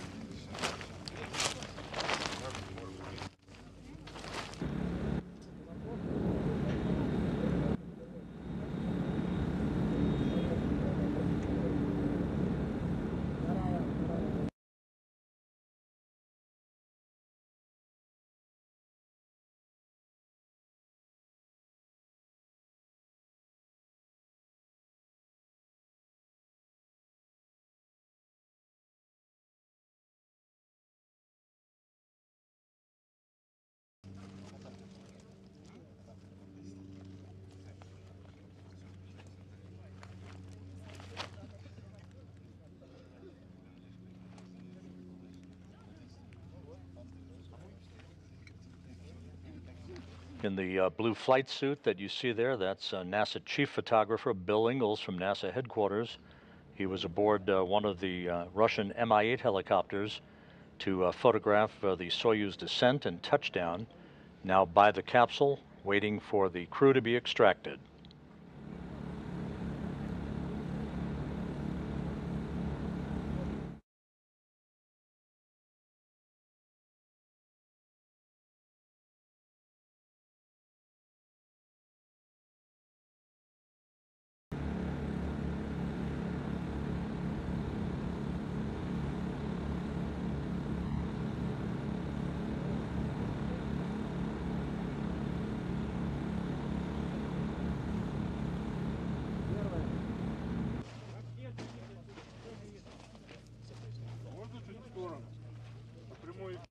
Can you please move away? We're on air live.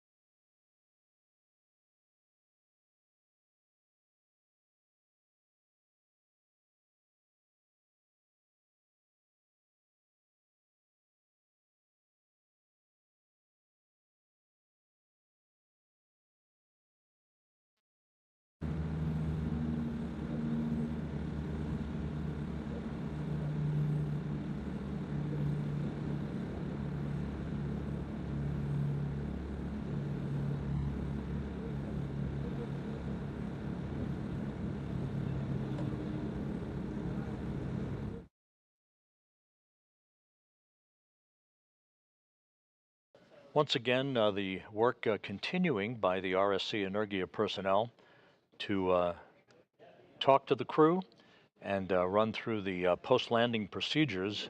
Novitsky in the center seat of the Soyuz descent module. On his right, Loral O'Hara. On his left, Marina Vasilevskaya, the three to be extracted just a short time from now. They'll be put in those chairs that you saw just a moment or two ago for a few minutes before they will be carried in those chairs to the nearby inflatable medical tent for post-landing medical tests and to change into more comfortable flight clothing. All right.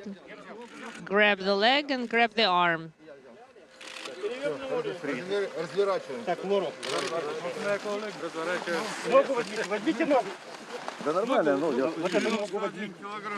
Looks like everything is fine.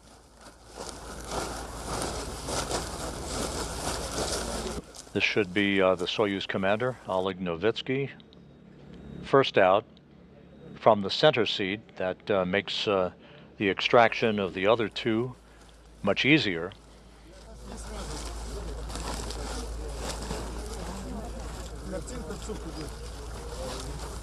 We are broadcasting straight to MCCM.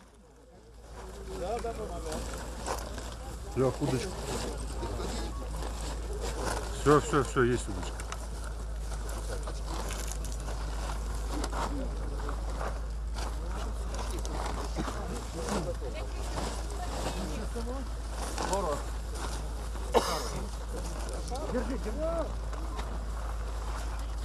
Oleg Novitsky completing the fourth flight in his career, 545 days in space. We have the sound.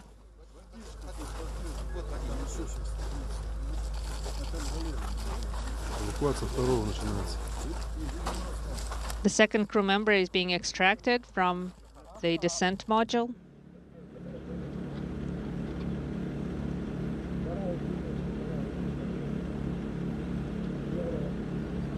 The stark landscape of the Kazakh Steppe as recovery operations are continuing with the extraction of the crew, all in good shape, according to Novitsky.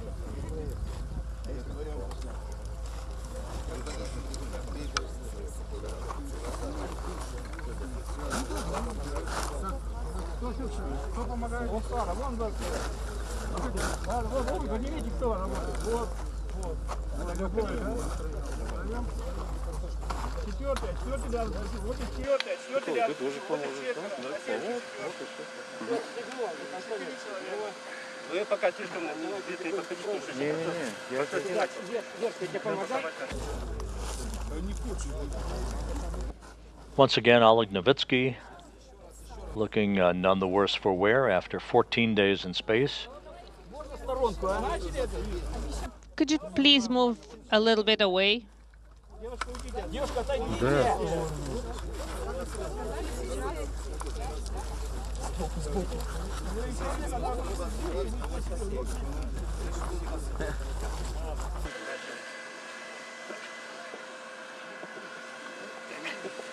Так. Так, стой, дальше, стой. Берите отсюда. Very gently, Нога застряла. easy. The leg got stuck. Okay. Over there. And Loral O'Hara now out of the Soyuz MS-24.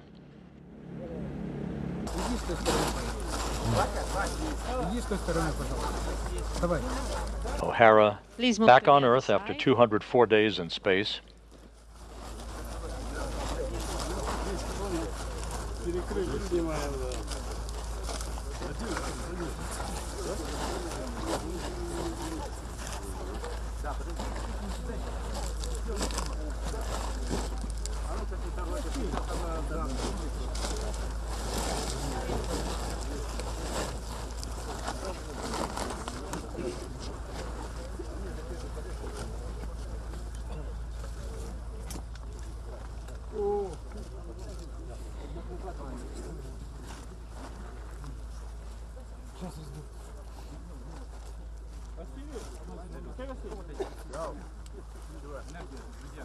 Дай сетскую маску, у меня нету больше.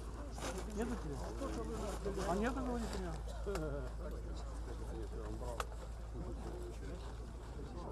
Нету? Ну ладно.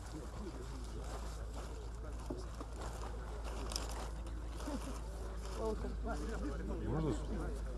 Я сейчас когда сюда космонавт.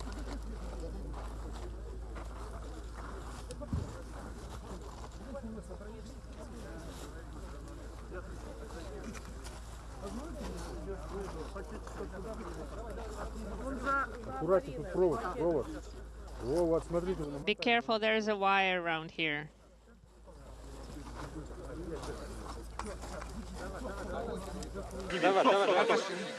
Давай. Друг другу не мешаем. All right. Please do not interfere with each other's actions. Заглядывай, будешь? Все, теперь не мешаем. Здравствуй, красавица. Ну вот ты дома. And the crew's awaiting the extraction of Marina Vasilevskaya, the last one out.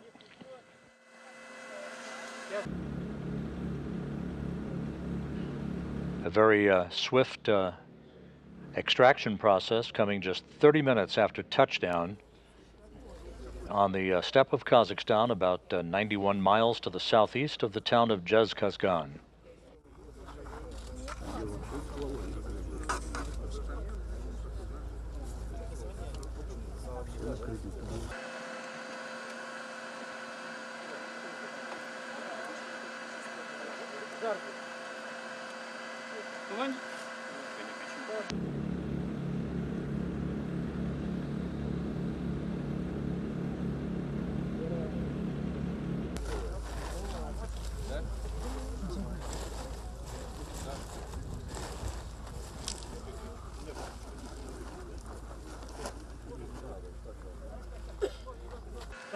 Так, ноги, потихоньку, ноги. Be careful with her legs. Правую достала? Так, давай назад чуть-чуть. Just move a little bit back. Спокойно, дыши ровненько, не торопись. Подожди, стой. Breathe easy. Don't pant. Она еще снизу. Давай вот чуть попку назад. И потом вверх и вперед. Опять. Hold on just a little bit. Don't rush. There is no rush. Мешок этот.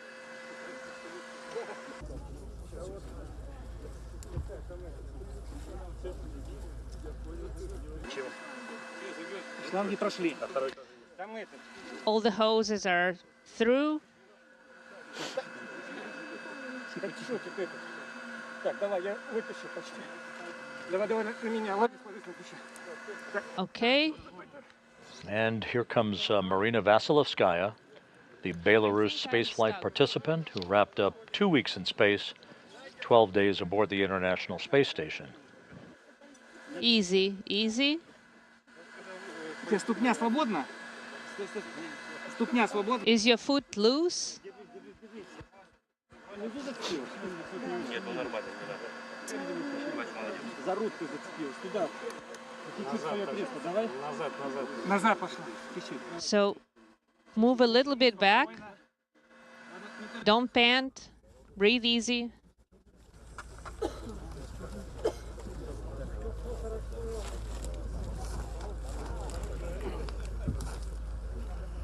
А можно еще раз повернуть? Could you please turn it our way?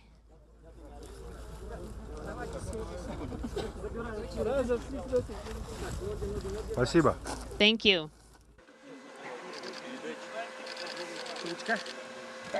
Берите здесь. Тихо, стоп, стоп. All right, please grab her. Very careful with her leg.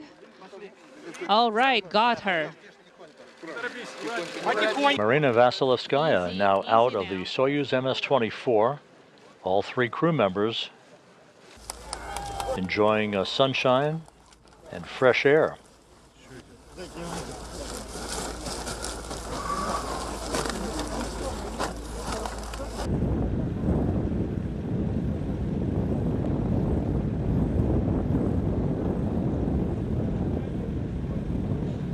Подальше, ну пожалуйста, вы же на них залезли. Just keep your distance. Назад, но. Please move away a little bit. Дальше, дальше. Ну, A little further. какая мне нравится? Цуп, не цуп, блядь, если он на него сядет. Можно я чуть-чуть? Don't overcrowd, please. Take a couple of steps back. 2 more steps back, please, everyone. Лех, Лех, звук нормально пойдет.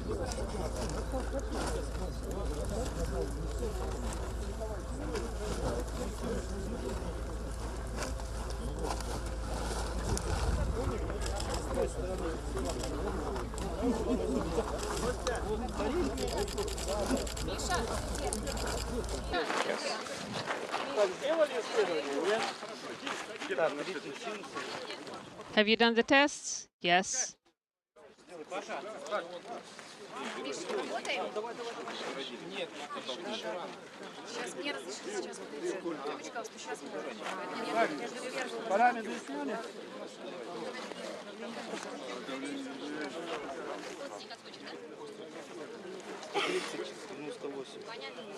Just to recap, we are continuing to receive television from the landing site. To move a little bit away.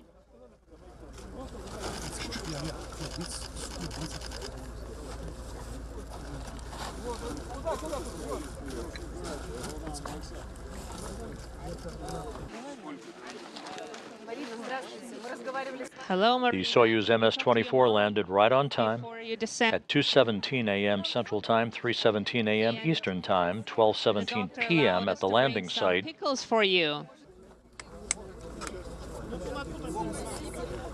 Here you go. How do you feel?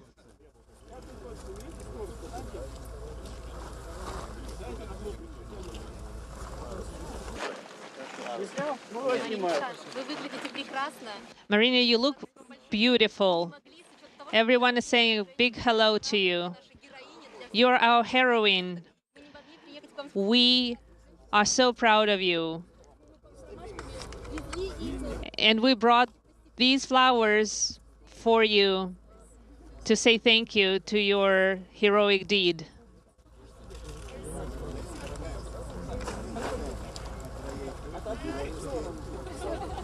And here's some juice.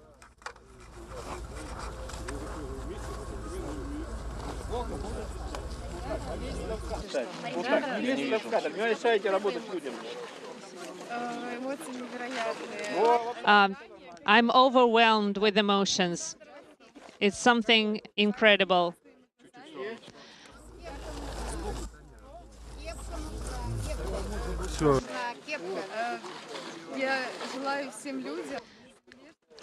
And I wish all people on Earth to treasure and cherish what they have, because this is precious.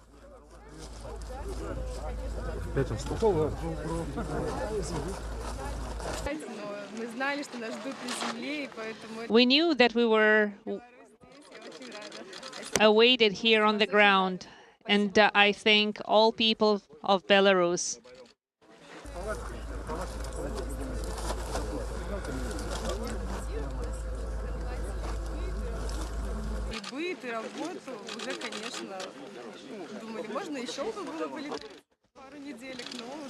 We had a lot of activities on board, and we actually wanted to stay a little longer, but it's great to be back. It was awesome to be on board the station.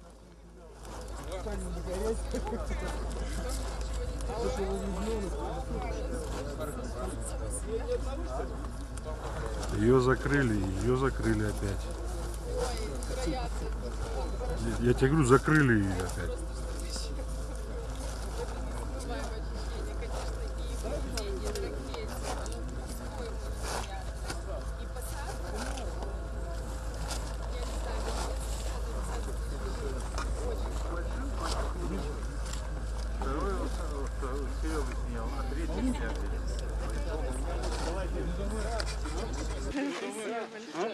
Thank you so very much.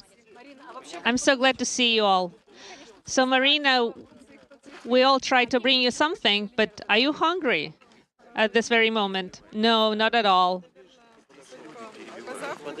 We just had breakfast.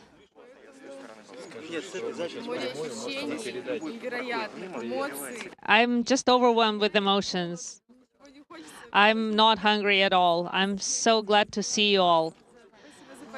Thank you for your support. The weather is great. It's sunny. It's warm. We were actually praying to the steppe gods for this weather.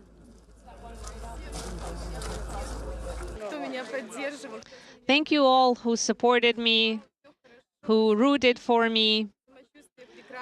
I feel excellent, feel great.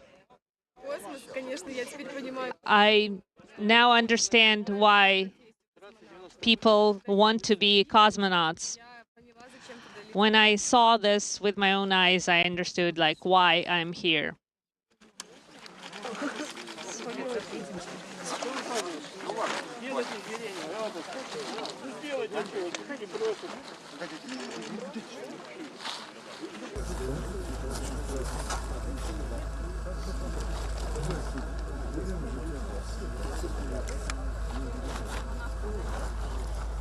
The crew answering a few questions from some of the members of the media gathered at the landing site. There's a wide view you can see in the background, a Russian Mi-8 helicopter, part of the Rosaviatsa Search and Recovery Force team. All three crew members out of the descent module, all feeling well, they report. Soon to be carried in those chairs to the nearby inflatable medical tent for medical exams and to change out of those Sokol launch and entry suits. Oleg, please say something for your relatives. No, I know that all of you guys have been watching my descent from the mission control. We feel awesome. Everything has been great. Thank you very much.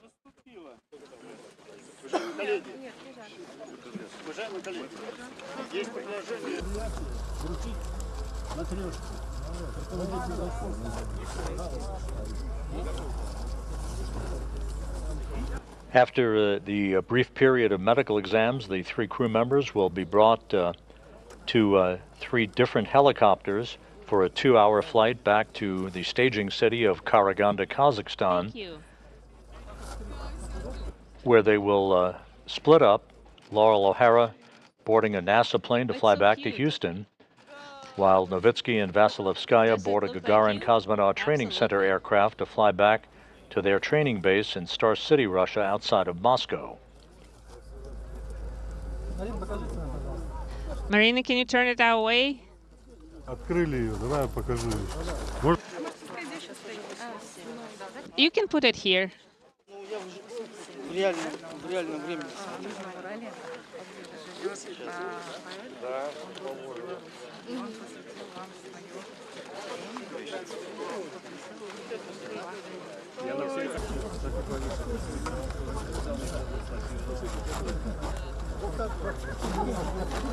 Скажите, что прямой эфир. Can you please tell them that we are live on air?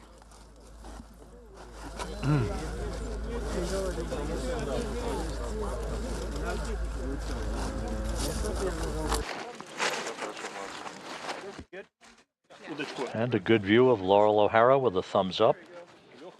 Each of the crew members being presented with a Matryoshka doll, the stacking dolls that bear the resemblance of each crew member. All right, you guys are good? Yes. All right.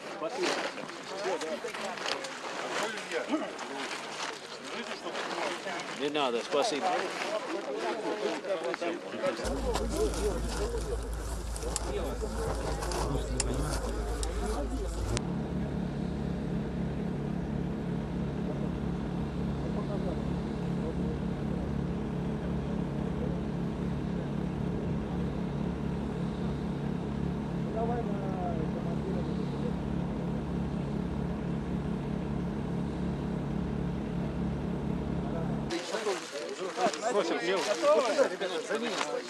Are you guys ready? Вон, как положено. Вот за аппаратом далеко, да? Нет, несите палатку 100 метров. Недалеко. Is it long? Is it far away? No, it's not. It's about 100 meters away. Я прошу прощения. Все, давай.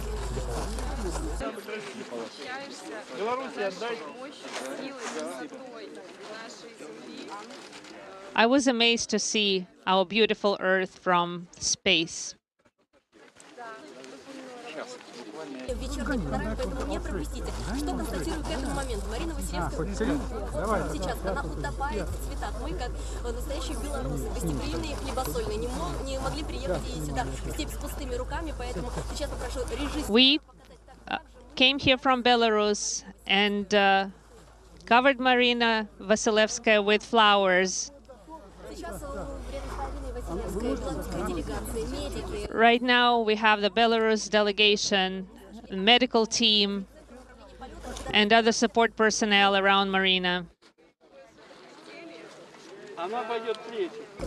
Нет, пускай еще поснимаю. Marina is in excellent health. Welcome home. NASA astronaut Loral O'Hara flashing a smile. Back home after 204 days in space. Place all three crew members closer to each other.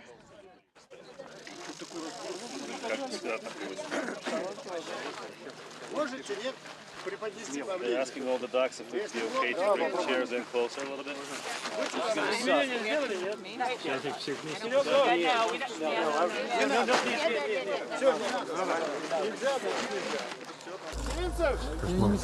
Да, конечно, мешает, она в кадре прям. Ну давай сюда. Ну что? Лег назад немножко, тоже с удочкой, назад. Да, чуть-чуть. Ее опять закрыли.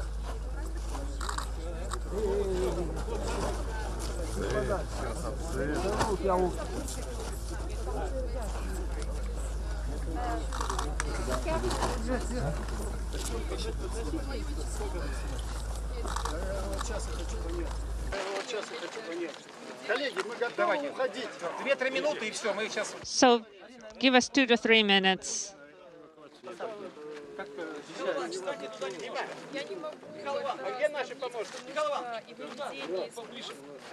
Marina, how can you compare launch and landing? I can't really, they're very different. During launch, you can feel the rocket, the launch vehicle, it's rumbling, it's vibrating, it's amazing.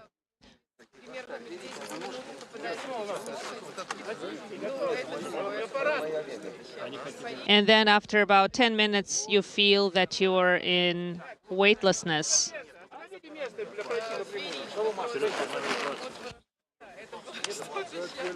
And when you land, the parachute deployment is a big deal, and you feel it.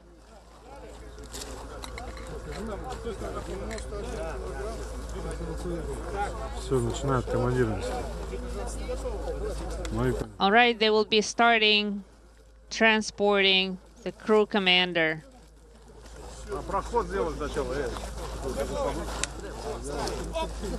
Please make way. And now the process of bringing the crew members one by one in their chairs to the nearby inflatable medical tent, Novitsky first. Be very careful, there are some wires on the ground.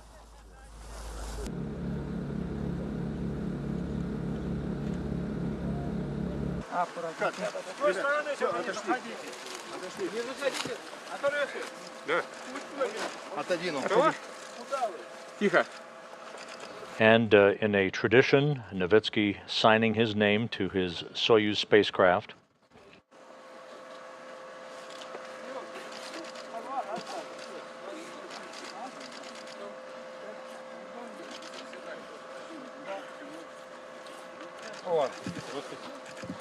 Thank you for your work.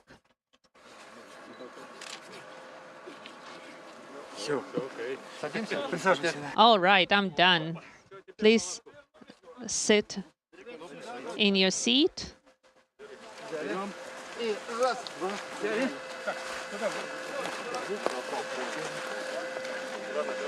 Не заваливайте, сзади плохо держите. Шнурок сзади. Друг другу не мешаем. Рез, два.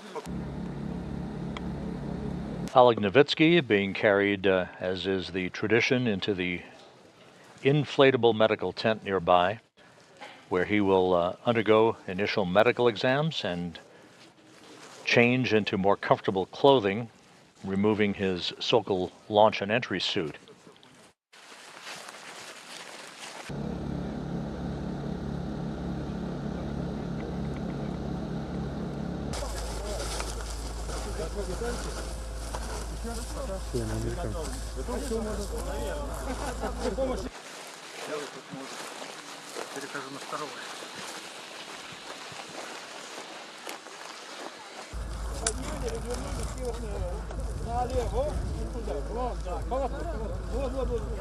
All right, let's... Loral O'Hara up next. Let's carry her to the tent. There's Vasilevskaya.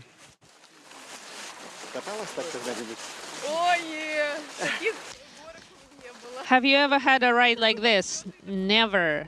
First time in my life.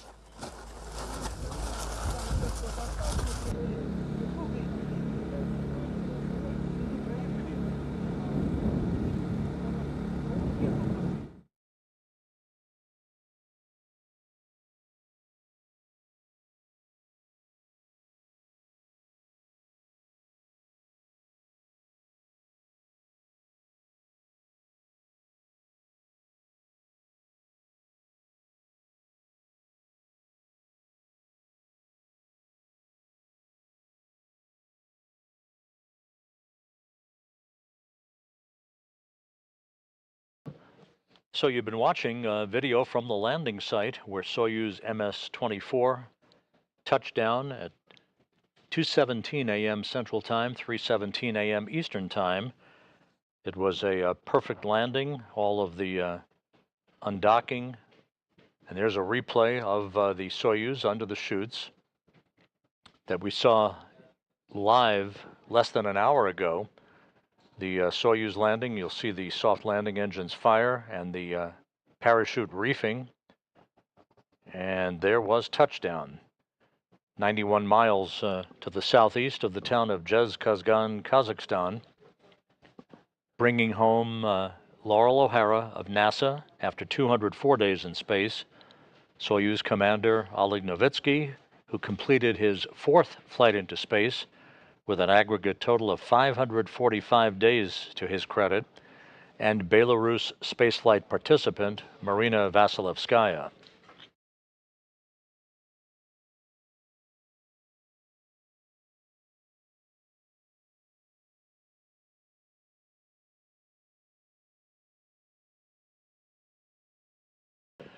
Once again, the crew members are now in the inflatable medical tent that is erected close to the capsule itself. They will receive preliminary medical exams, get out of their SOCOL launch and entry suits, and then they'll be placed in 3 helicopters, 1 for each crew member, to fly 2 hours back to the staging city of Karaganda, Kazakhstan, where O'Hara will board a NASA plane bound for Houston. Novitsky and Vasilevskaya will climb aboard a Gagarin Cosmonaut Training Center aircraft to fly back to their training base in Star City, Russia, outside of Moscow.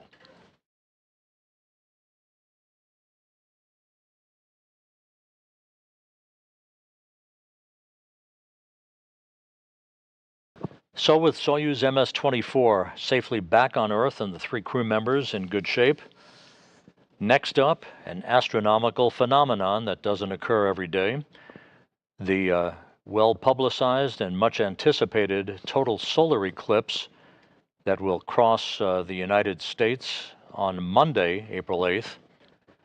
NASA television will provide end-to-end coverage of the eclipse beginning at 12 noon Central Time on Monday, 1 p.m. Eastern Time, with locations throughout the United States participating in the revelry of this rarely seen event where the moon will pass directly in front of the sun, creating darkness in areas of the United States that will be seeing at least partial, if not total, shadowing of the Earth. We will also be receiving views of the moon shadow on the Earth from the crew aboard the International Space Station. External cameras on the station will be trained on the Earth during a time frame of about 2:39 to 2:49 p.m. Central Time, 3:29 to 3:39 p.m. Eastern Time, as part of the live coverage of the 2024 total solar eclipse of the sun. So be sure to tune in for that on Monday, April 8th. For now, that will wrap up our coverage of the return to Earth of Loral O'Hara, Oleg Novitsky, and Marina Vasilevskaya, all 3 safely back on Earth. Thank you for tuning in throughout the course of the night. Have a great weekend and enjoy that total eclipse on Monday. For now, this is Mission Control Houston.